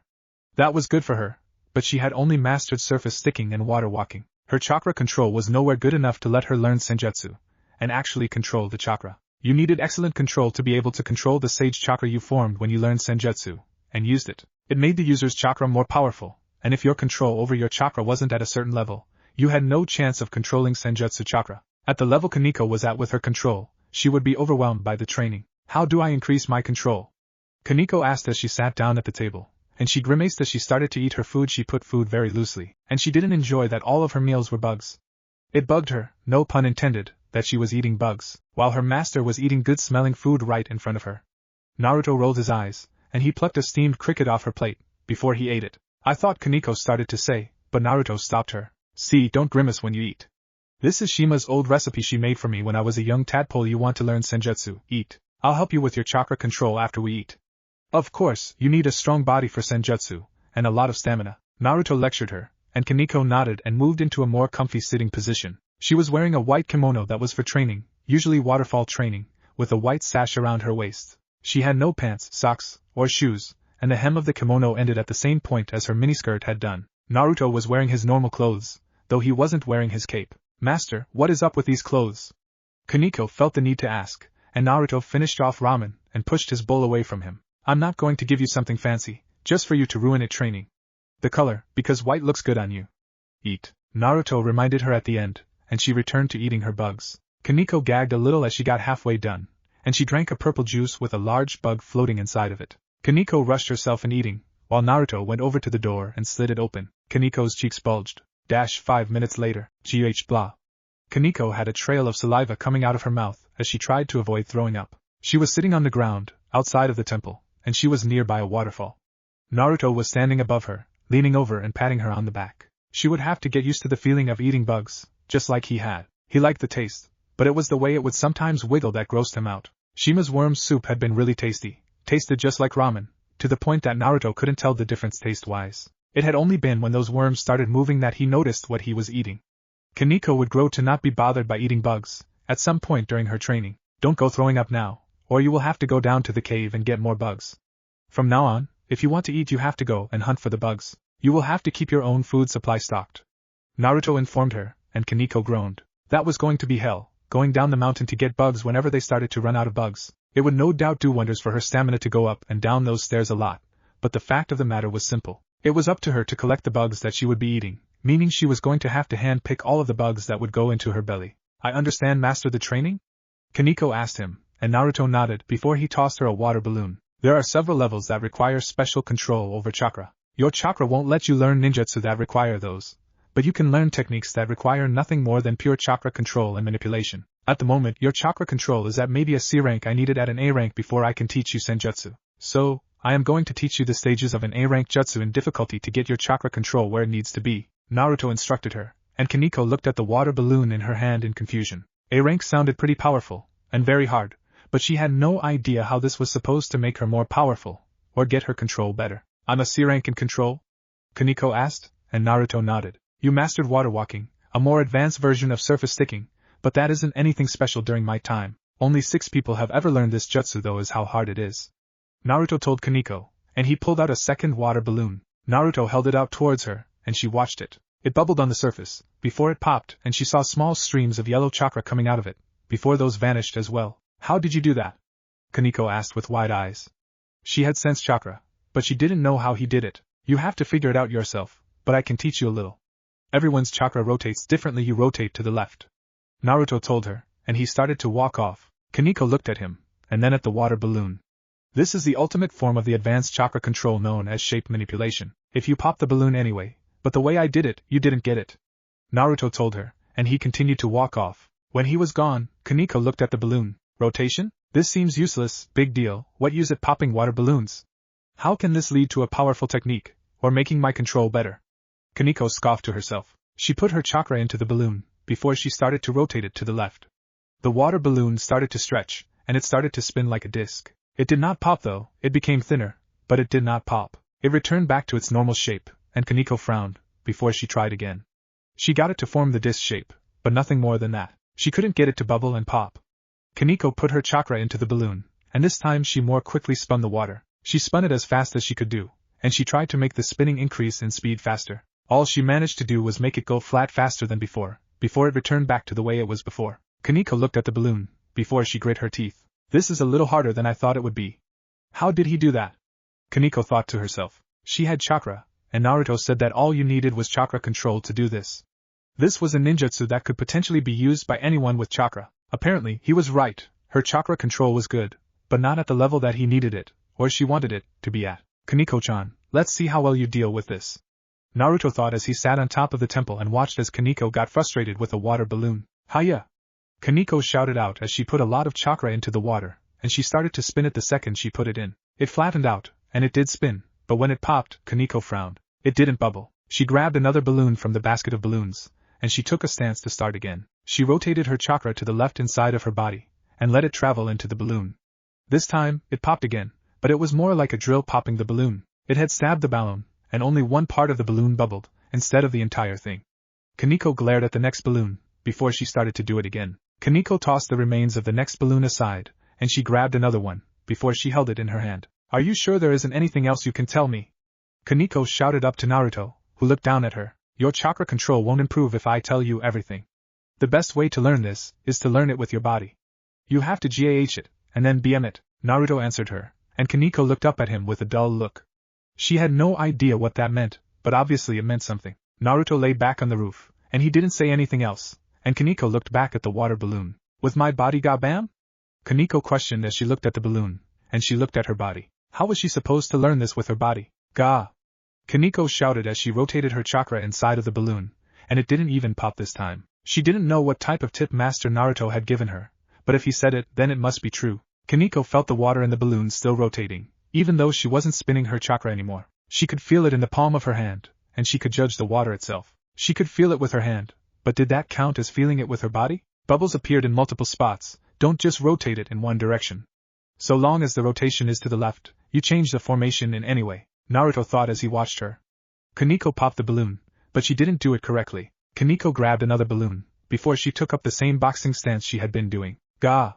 Kaneko shouted as she tried to pop it again, and she stopped and scrunched her face up. She sat the balloon down, before she held her hand out. She did the same time as before, and she saw a spiral of chakra floating above her hand. Ga! Kaneko shouted, and she watched as the chakra spun faster than before. Well, she is trying to see what the chakra inside the balloon is doing. She is trying to figure this out on her own. Naruto thought with a little more interest. The water balloon was a tool, but it wasn't actually needed. So long as you learned to spin it in multiple directions, you didn't actually need the balloon. With my body? Kaneko questioned herself as she looked at the spiral floating above her hand, and she started to rotate her body along with it. She moved her hips in a circle, while she moved her upper body in the opposite direction. Kaneko did this, and she tried to keep the spiral above her hand stable. She moved her body like a spiral, and she could feel the motions her body caused. It didn't clue her into the secret behind the water balloon popping trick though, but she did lose control over the chakra spiral. It went unstable, and came apart in multiple directions. Chakra touched her hand in multiple spots, and Kaneko blinked. Oh ho!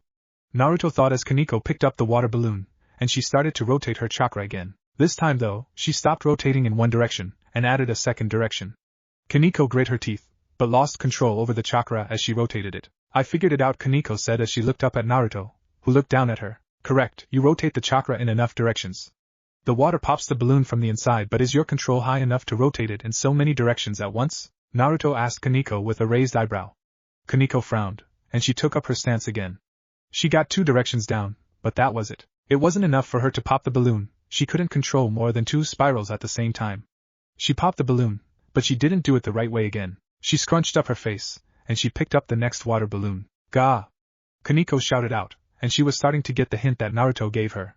She was supposed to wildly release the chakra in all directions, but keep it rotated. Kaneko put her chakra into the balloon in multiple directions, but she forgot to make it into a spiral shape when she did it. She couldn't make so many streams of chakra, and keep them rotating at the same time. Several hours later, I'm out of balloons, Kaneko said as she looked towards Naruto, who placed another basket of water balloons on the ground. Popping the balloon, and making it bam were different things.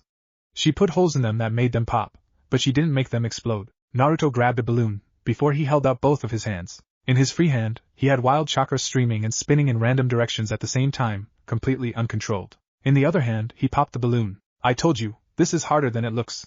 You have to shape the chakra into a spiral, control it, and make it take shape in many directions. You can keep going, but it will be night soon and you don't have enough chakra left to do this, Naruto said as he looked at her, and she nodded her head. She had expended most of her chakra already. This training was a lot harder than she gave it credit for.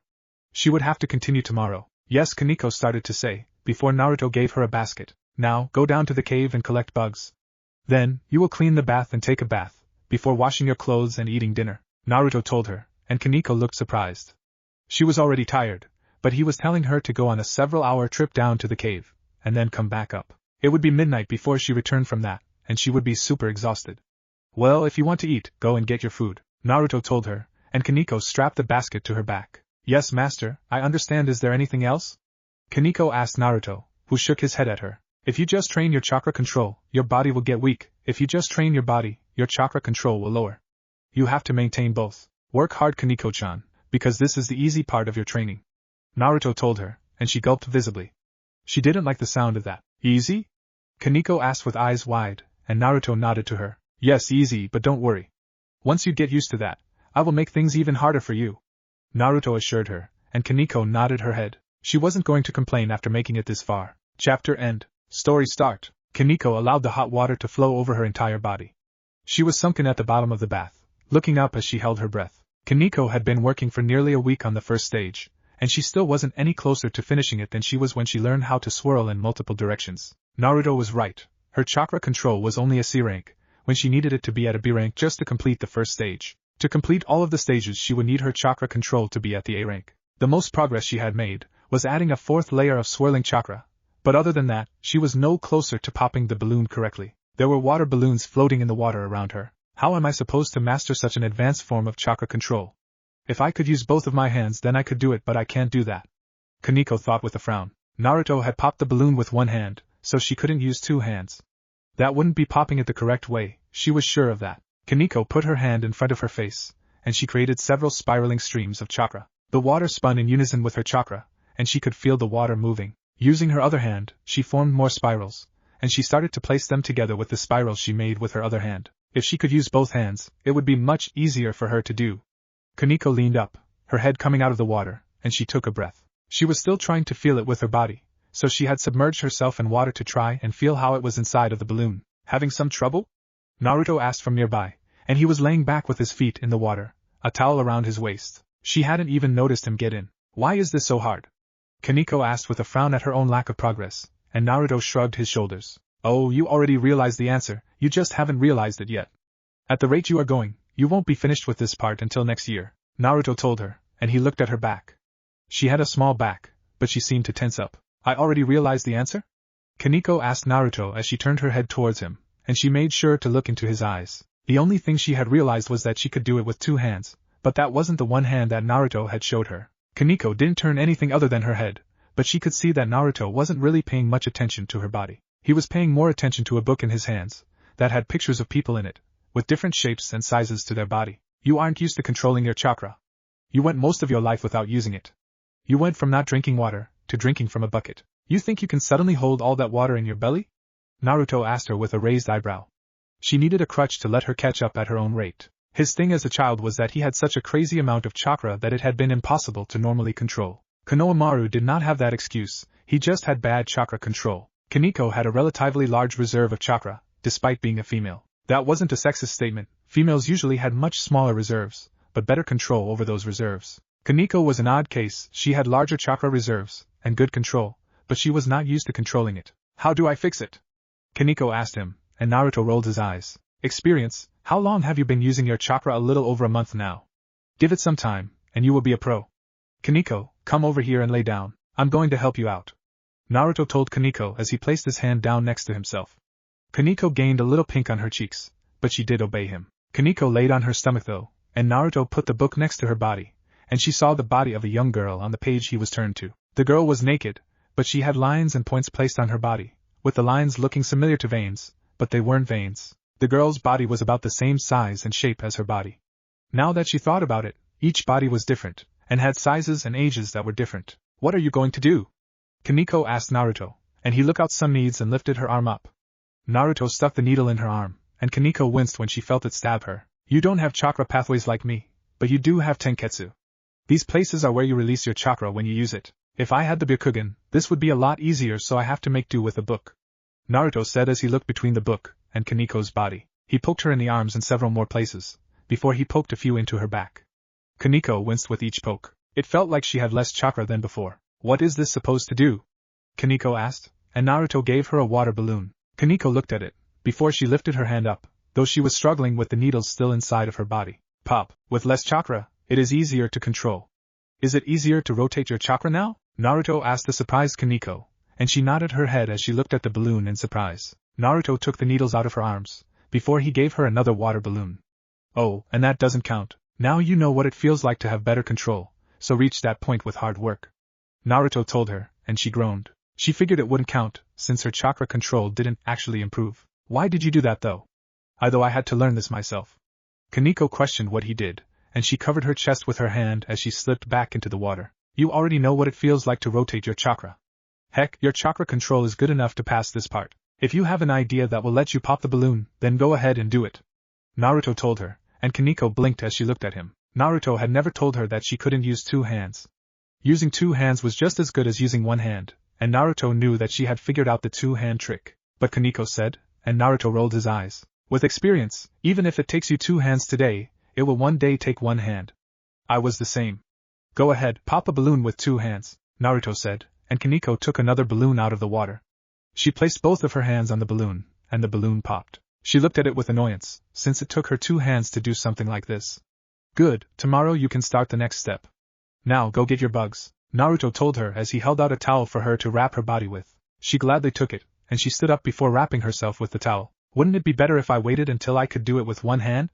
Kaneko asked Naruto, who glanced at her, and he shrugged his shoulders. I don't think you want to be stuck on the first stage for several months.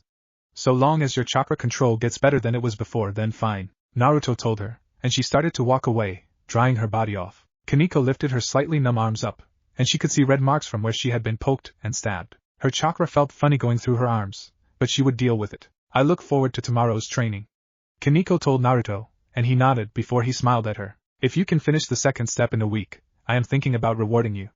You worked hard, good job Kaneko-chan, Naruto said, and Kaneko looked back to see him grinning at her. She smiled to herself, proud that she had been told good job. It made the fact that she used two hands to pass the test seem minor. Master, thank you, Kaneko said to Naruto, and she walked off. She stripped the towel from her body, before she grabbed her kimono and put it on. She wrapped the obi loosely around her waist, and she pulled her panties up her legs. She shouldn't question Naruto. If he said that she was ready for the next step, then she should not worry herself over it. It meant she was ready, though her control could still use some work. He told her she would get better with experience. Kaneko looked at the basket of water balloons, before she picked it up, and she strapped the bug basket onto her back. Kaneko ran towards the stairs leading down to the bug cave, before she started to train herself. Her master might have said that she was ready for the next step, but she would practice the first step until she had it down. She wanted to make him proud, and finishing the first step would do just that. Kaneko-chan, you made me very proud, Naruto spoke as she showed him a popped water balloon, and he rubbed the top of her head. She smiled up at him, slightly pink cheeks, and enjoyed the glow that came with knowing she did a job well done. He gave her that serious/goofy grin as always, and she knew that she couldn't be any more proud of herself as well. Kaneko pat her cheek softly to wake herself up from her daydream. I need to focus, Kaneko said as she started to walk down the stairs. She needed to think of the bugs that she was going to get. Naruto had a recipe for every type of bug in that cave, but Kaneko had bugs that she just preferred not to eat, period. She didn't eat anything with more than 6 legs, so no spiders. She disliked worms when they wiggled, so she would avoid those if she could. Sadly, she couldn't be too picky, because Naruto had a point. She had more stamina since she started to eat the bugs. She had been able to continue training longer than she normally could, so that was a plus. Kaneko blinked, before she groaned. She didn't think she would ever get used to eating bugs, and to think, her true training hadn't even started. She was just preparing for her training by increasing her control. Once that was where it needed to be, she would really be needing this extra stamina. Kaneko shivered at the thought of how hard the senjutsu training would really be. Kaneko looked at the balloon in her hand, before she smiled to herself. She wouldn't give up, just because the training was going to be hard. How hard could it possibly be? Chapter end. Story start. Training with Stage 2 by day, and trying to master Stage 1 by night. She is going to burn herself out, and experience chakra exhaustion or just simply exhaustion, Naruto thought as he stood nearby Kaneko. She couldn't see him, and she couldn't sense him. Well, she couldn't sense him even without this technique. Naruto knew that if she saw him, she would quit what she was doing right away and go to bed. He was using the transparent escape technique, taught to him by his own teacher Jiraiya, to watch over her to make sure she didn't kill herself. Though Naruto hated being invisible, as a loud attention seeker, being unseen was against his personality. He knew he had to watch her. He was her master, a role he took more seriously than he let on with his casual attitude. Kaneko, in the last few days, was working herself harder than she had before. She was getting only a few hours of sleep a night, and that wasn't going to cut it. Her progress was amazing though. She was close to mastering the first stage with one hand, but she was nowhere close to even beginning mastering the second stage. Ha ha ha, got to try again. Kaneko said as she held her hand in front of her, with a water balloon in her hand. Kaneko grit her teeth, sweat pouring off of her face as she did so. She generated chakra, and she stated to swirl it inside of the balloon. It started to bubble on the surface before it popped. Kaneko smiled widely at her success, before she tossed the remains of the water balloon aside. She pulled out a rubber ball next. So, she is going to train at the second stage at night as well. Naruto thought, since he had shown it to her a few days ago. What you did was focus on pure power this time, and make the force of the spirals as strong and dense as possible. It took a lot of chakra and control to make your chakra more dense, but it was worth it. Naruto had not given her a single clue, because she didn't ask for one this time. He showed her how to pop the rubber ball, gave her one, and then he left it to her to figure out how to burst it. At the moment, she was trying to do what she did with the water balloon. She couldn't feel the water though, since there was no water inside of there to spin. So, not only did she had to compensate for the lack of water, but she also had to increase the power further to use pure rotation power and speed to burst rubber. Kaneko started to use both of her hands, before she generated enough chakra that her hair started to wave around. The rubber ball bulged, but it made no visible sign that it was about to pop. How do you pop? Kaneko asked the rubber ball with a glare towards it, and she gripped her fists. She almost popped it that way, but she calmed herself down. If she let her danger get the better of her, she wouldn't be able to concentrate on her task. Kaneko held the rubber ball closer to the ground, taking up a stance, and she started to palm thrust the ball in multiple places in quick succession. Ayayawaya, Kaneko shouted out, as quietly as she could considering she was shouting. Let's see what you can figure out on your own. Naruto thought with a grin on his invisible face. Nothing once more, Kaneko didn't pop it this time either.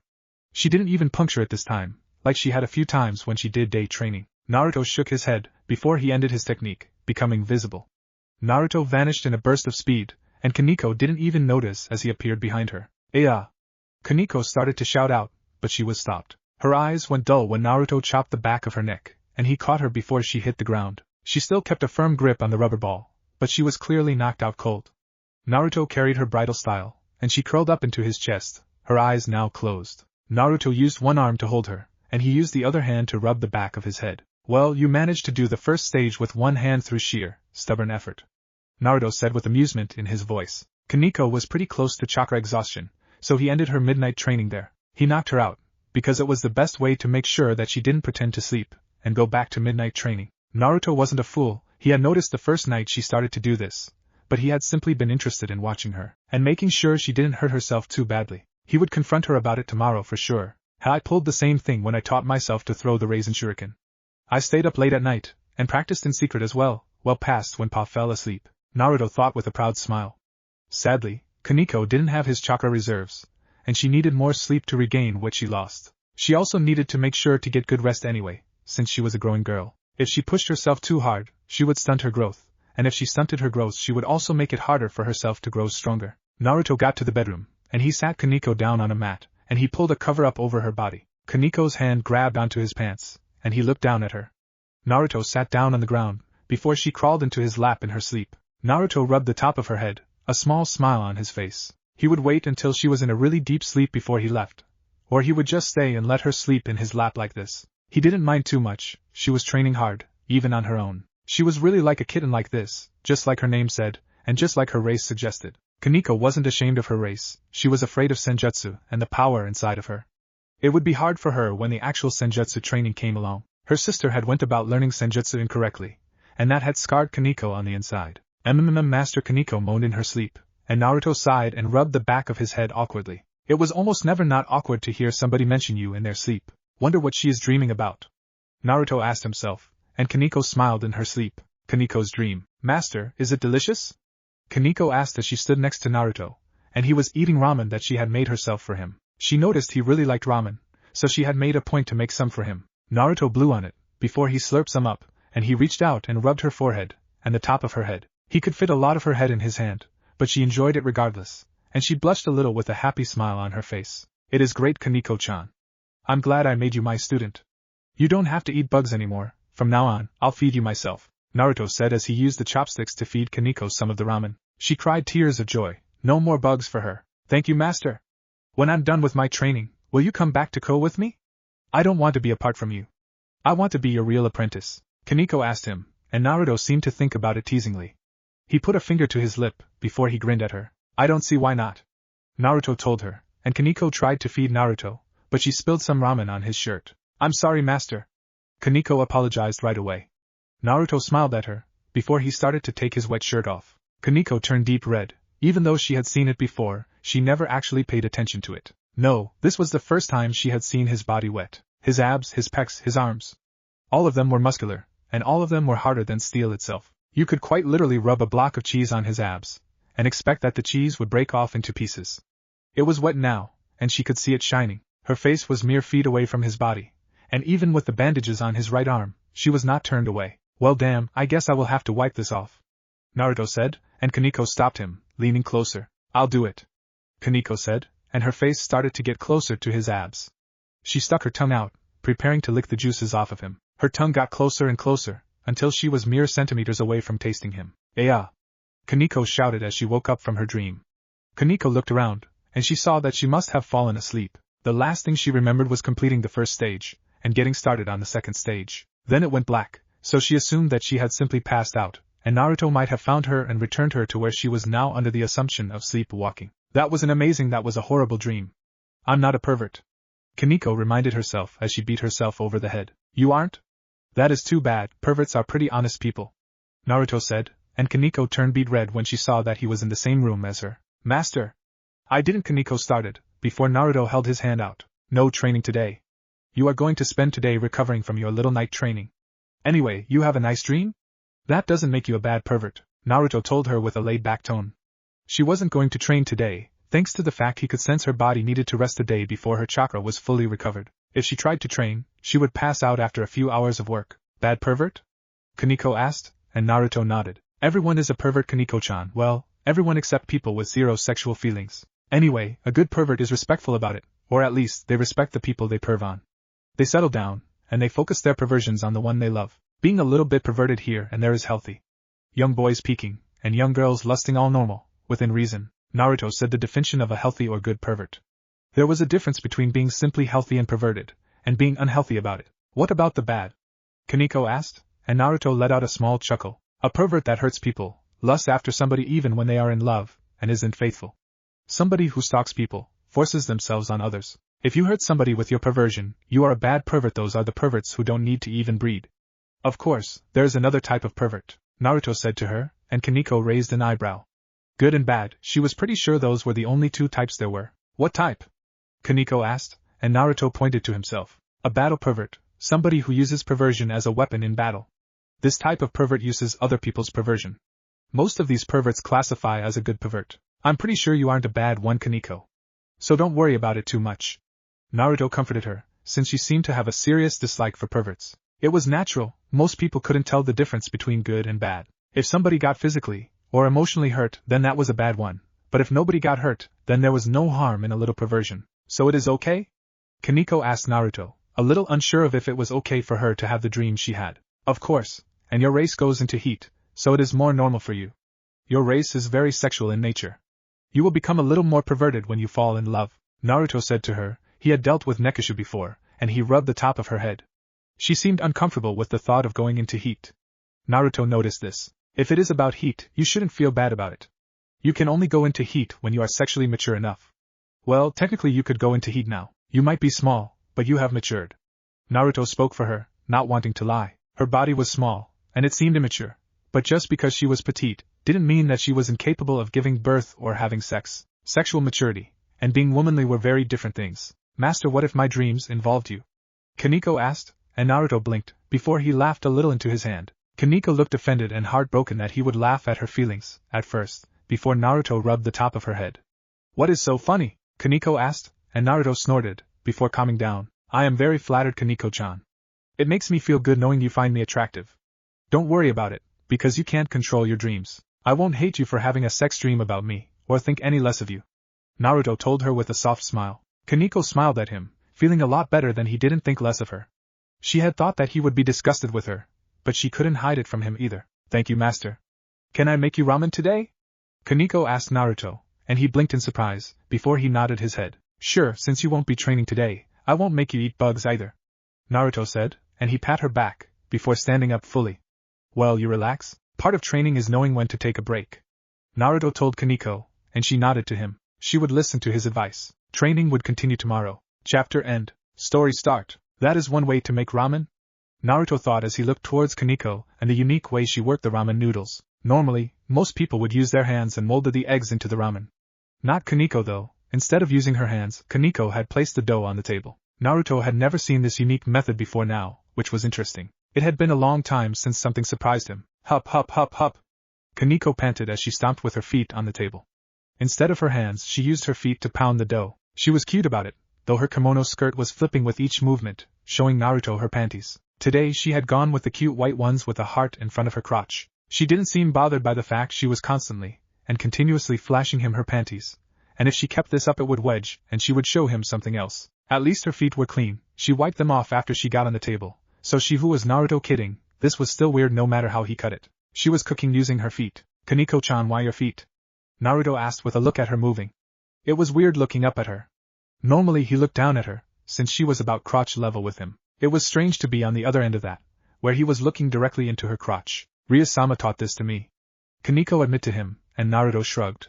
He didn't understand devils, nor did he understand fallen angels. The race he most understood were the angels, though he had some ideas that they didn't quite agree with.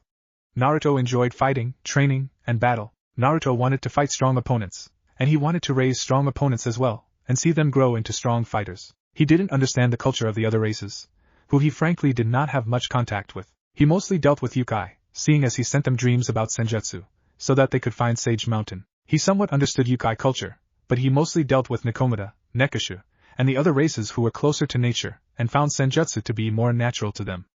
I think I would like to meet this Ryu's girl. She deserves to be hit for thinking it is okay to use your feet on ramen. Naruto said with a twitching eye. He was going to track this girl down, and teach her like he taught his own kids.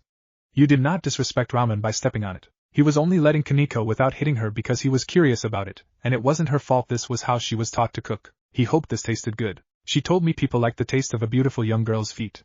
Humans are supposed to be really perverted, but I guess Kaneko said, and she looked down at her own hands. She was a pervert as well, and she was only going to get more perverted.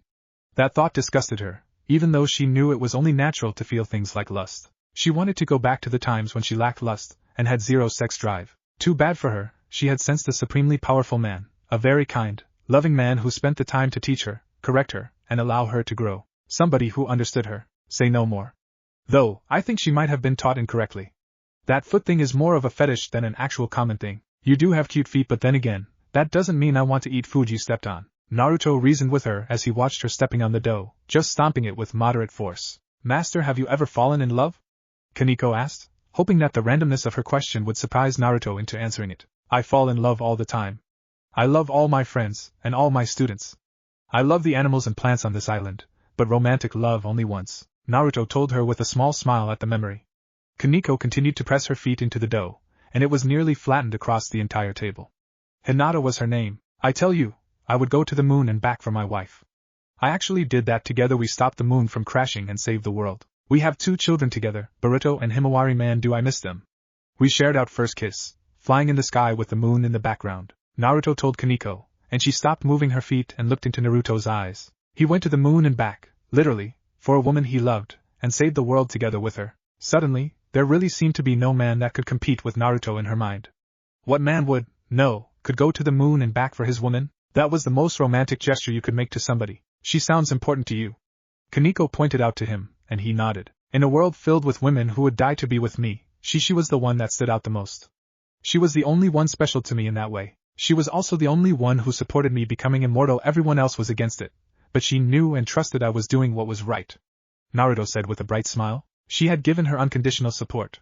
Everyone else knew he would one day regret taking it upon himself to look after the future, and raise the future generations of sages who would prevent the Shinju from bearing fruit again. She sounds amazing. Have you ever tried falling in love again? Kaneko asked, and she was startled when she realized that she was finished with her stomping. Kaneko hopped off of the table, and started to roll up the noodles, before she took out the noodle maker and fed the dough through it. I haven't tried, but I'm not against it. I know my Hinata, and she would want me to find love again. As long as I'm happy, I know she is looking down upon me with a smile from the Pure Land.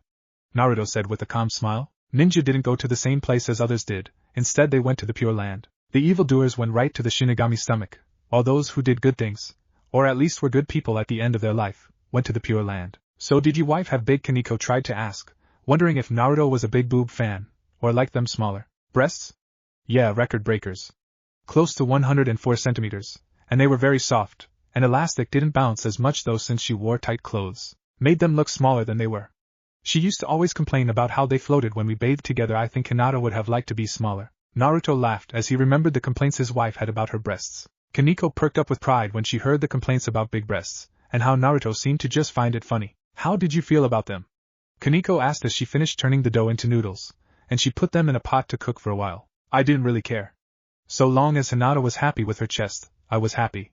Big, small, I really don't have a preference. I had a crush on a girl who went her entire life without ever getting a chest larger than your chest is now.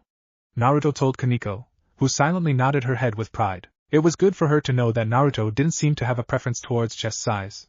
Of course, both Sakura-chan and Hinata had pretty nice waists and butts, Naruto noted with a laugh. Kaneko pat herself on the butt, and she touched her lean waist. The things she beat even Rias and Akino in were her lean waist and her tight butt. Those were the parts of herself that she had the most pride in. What is with these questions though? They seem to focus on breasts.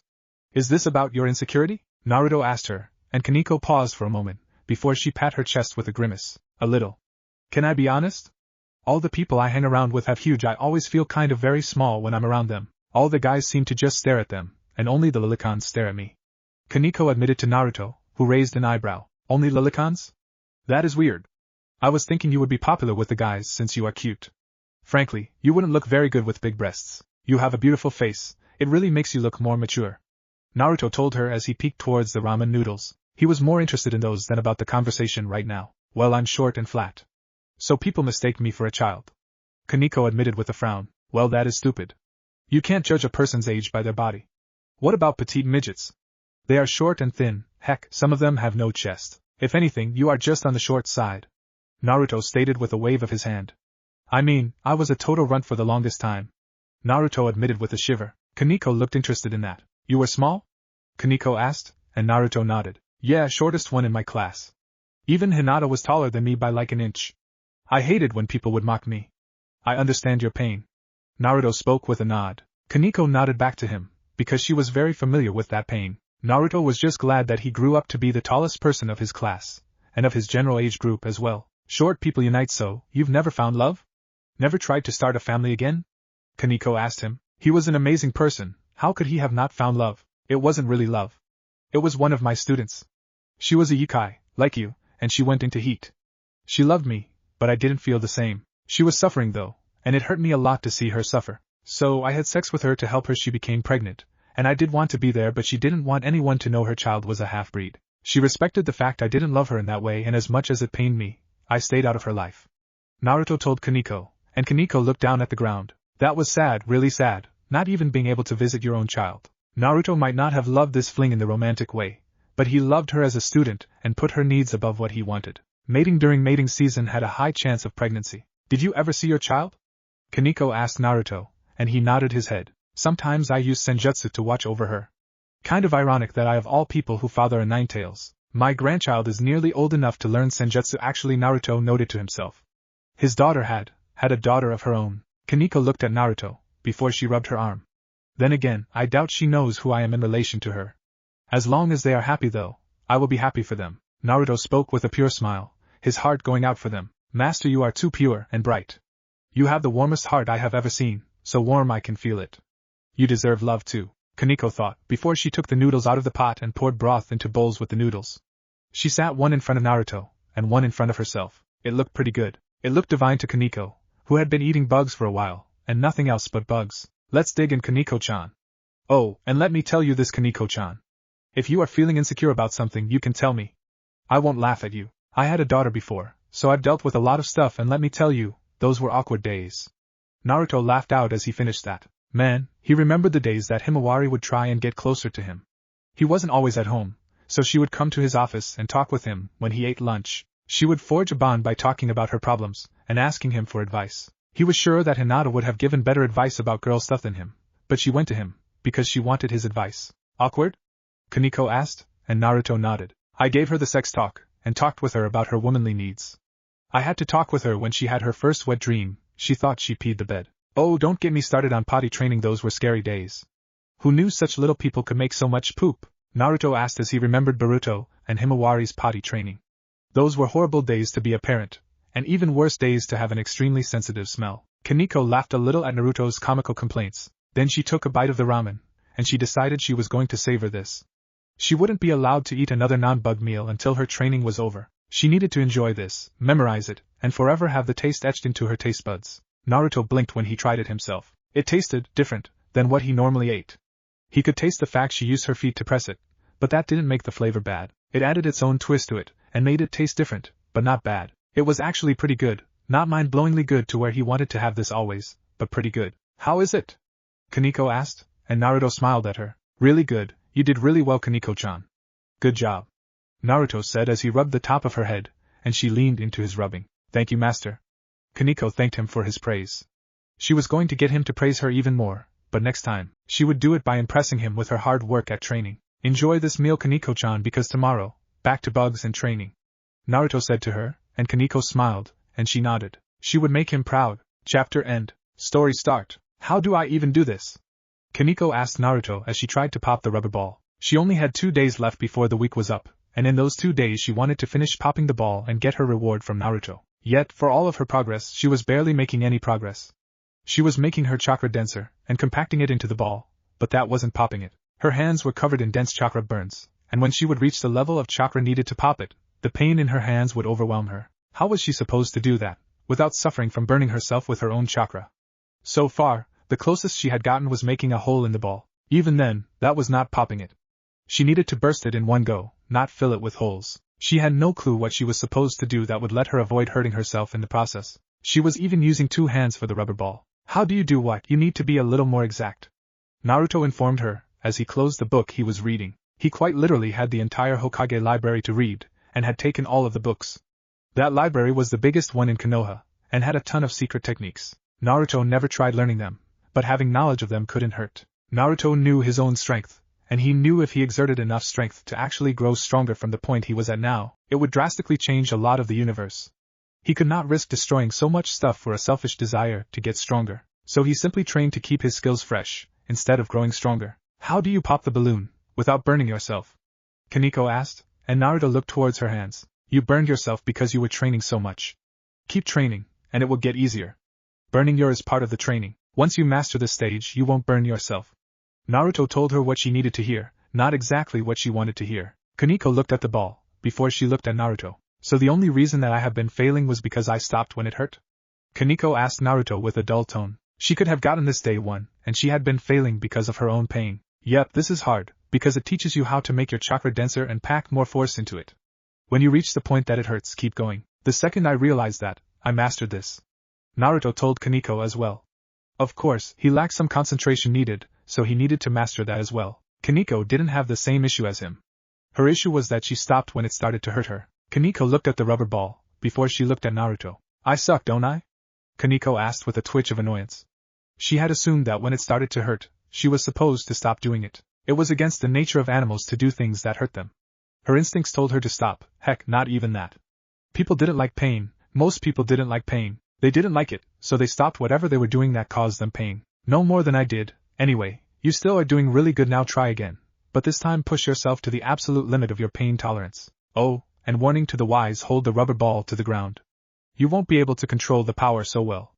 Naruto told her with a knowing look. The power that was first achieved when you popped the rubber ball was like having a hand grenade go off in your hand. It could blow you back, and rip the ground to shreds. Oh, okay? Kaneko said as she held the ball to the ground, and she spread her legs and bent over so that she could grab it with both hands. Kaneko gripped the ball, before she loosened her grip.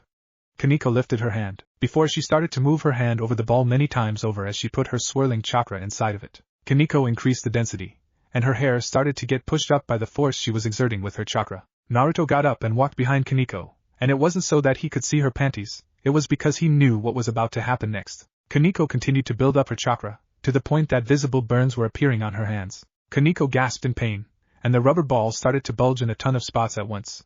It wasn't popping though, and she reached the limit that she normally stopped at. Kaneko glanced back at Naruto, who nodded at her. Keep going, work through the pain. Naruto told her, and in a split second, she regained her fighting spirit for learning. Ayayawaya! Kaneko screamed as she started to move her hands faster, and she continued to push dense chakra from her hands into the sphere. Kaneko's chakra was flaring, creating a tiny blue aura around her. Turns out, Her chakra was actually blue, unlike Naruto's own yellow chakra. Kaneko did not stop for even a moment as she pushed her limits, broke them, and continued to go. The burns on her hands were getting serious, and the skin was peeling back in some spots, and her blood started to drip onto the ground. She doesn't train tomorrow either, end of story. Naruto thought to himself. She was training, he wasn't going to heal all of her injuries. She would need to recover from this on her own, though Sage Mountain would help her out. The natural energy was super thick, and those connected to nature found their injuries healing faster. A good bath would help her out as well. Naruto took a stance, and he prepared for what was about to happen. Naruto looked at Kaneko, and judged her weight to 68 pounds. The force of the explosion, combined with the position she was standing at, and her weight, would put her. Naruto moved a few meters back. He had weighed a bit more than Kaneko when he learned this, and he had been sent flying as well. This was going to be awesome. I'm doing it! Kaneko shouted out as the ball started to expand to near popping size, and it was then that Kaneko realized something. Just as her hand moved in almost slow motion to deliver the last piece of chakra. This was a lot of chakra she was putting into this ball, and a lot of contained chakra was about to come bursting out of this in one swift explosion. Oh sure, Kaneko didn't get to finish that remark. Boom! Kaneko was sent flying when the rubber ball exploded, and Naruto lifted his hand up into the air. Kaneko was flying through the air, and he caught her. Her body wrapped around his arm, and he deadpanned when he noticed something. Her clothes were completely and utterly destroyed, having been blown right off by the explosion. Your clothes, they get destroyed a lot, don't they? Naruto asked her, and he noticed that she had been knocked out by the explosion. Naruto gave a small chuckle, before he took his own jacket off and wrapped it around her body. She had knocked herself out, and she was nearly out of chakra. I'll replace them for you, Naruto said as he started to walk with Kaneko in his arms. Well, she was technically ready for the third stage, and then began the senjutsu training itself, the hardest part of this. Naruto went into the temple, and he placed Kaneko on her bed mat, before he took his jacket off of her, and placed a blanket on her instead. The jacket was his, and while he was okay with her wearing it, he didn't want her to rip it in her sleep. Naruto got up, and he was about to walk away, before Kaneko groaned. Okay, only lightly knocked out. I did it, Kaneko said first thing when she woke up, and Naruto nodded. That she did. Yep, and tomorrow you will get your reward. Anything you want? Naruto asked her, since she deserved a reward after how hard she had been working. Kaneko thought about it, and she sat up. She didn't seem to notice that she was naked, and when she did notice, all she did was put her hand over her chest. Well, glad to know she trusts me enough to be fine being naked, or she just isn't shy about her body. Naruto thought with a light grin. She was insecure, but shy she was not. I want to be pampered, Kaneko said to Naruto, and smiled at her. That doesn't tell me what you actually want, Naruto thought, before he sighed, and rubbed the back of his head. Okay, so what does that mean? Naruto asked her, and Kaneko smiled. Real food, and I want to sit in your lap, and I want you to pet me. I also want you to wash my back, my hands, Kaneko said as she showed her damaged hands. She could not really wash herself well with her hands like this. If she didn't know better, and she did, she would have assumed that Naruto let her hands be damaged just so that he could touch her body. Of course, she did know better. This was a step of Rasengan training, to which she knew that Naruto had gone through. She was sure that Naruto's hands would burn as well, but unlike her, he had a freaky healing factor that let him regenerate in minutes from burns. He was a battle pervert. He used perverted stuff for the point of surprising his enemies. Also, he was Naruto, and he didn't need to resort to tricks to get some. If Naruto wanted to, he could go up to pretty much any Yukai female and just ask them for sex. He didn't need to trick her, just to touch her. That thought is kind of depressing. He can literally have anyone in the underworld as well. Devils and fallen angels are attracted to power, and he has just that. Even Yukai women are attracted to it. Why would he settle for me? Kaneko thought as her smile slipped into a sad frown. He could literally have somebody way more mature than she was, and he would barely have to try. Naruto noticed her look, before he pat her on the head. Insecurity were not easy things to get over, and Kaneko had apparently been surrounded by women much more mature than her. She didn't realize her own charm for the most part. Kaneko looked up at Naruto, and she smiled when he smiled at her. He would help her work through these issues. Chapter end. What if Naruto Sage of 6 Paths Highschool DxD? And thanks for watching my video till the end. If you enjoyed this content, then do consider subscribing to my channel, and leave a like if you guys need the next part. Comment down, and thanks for watching the video, and see you guys in the next video.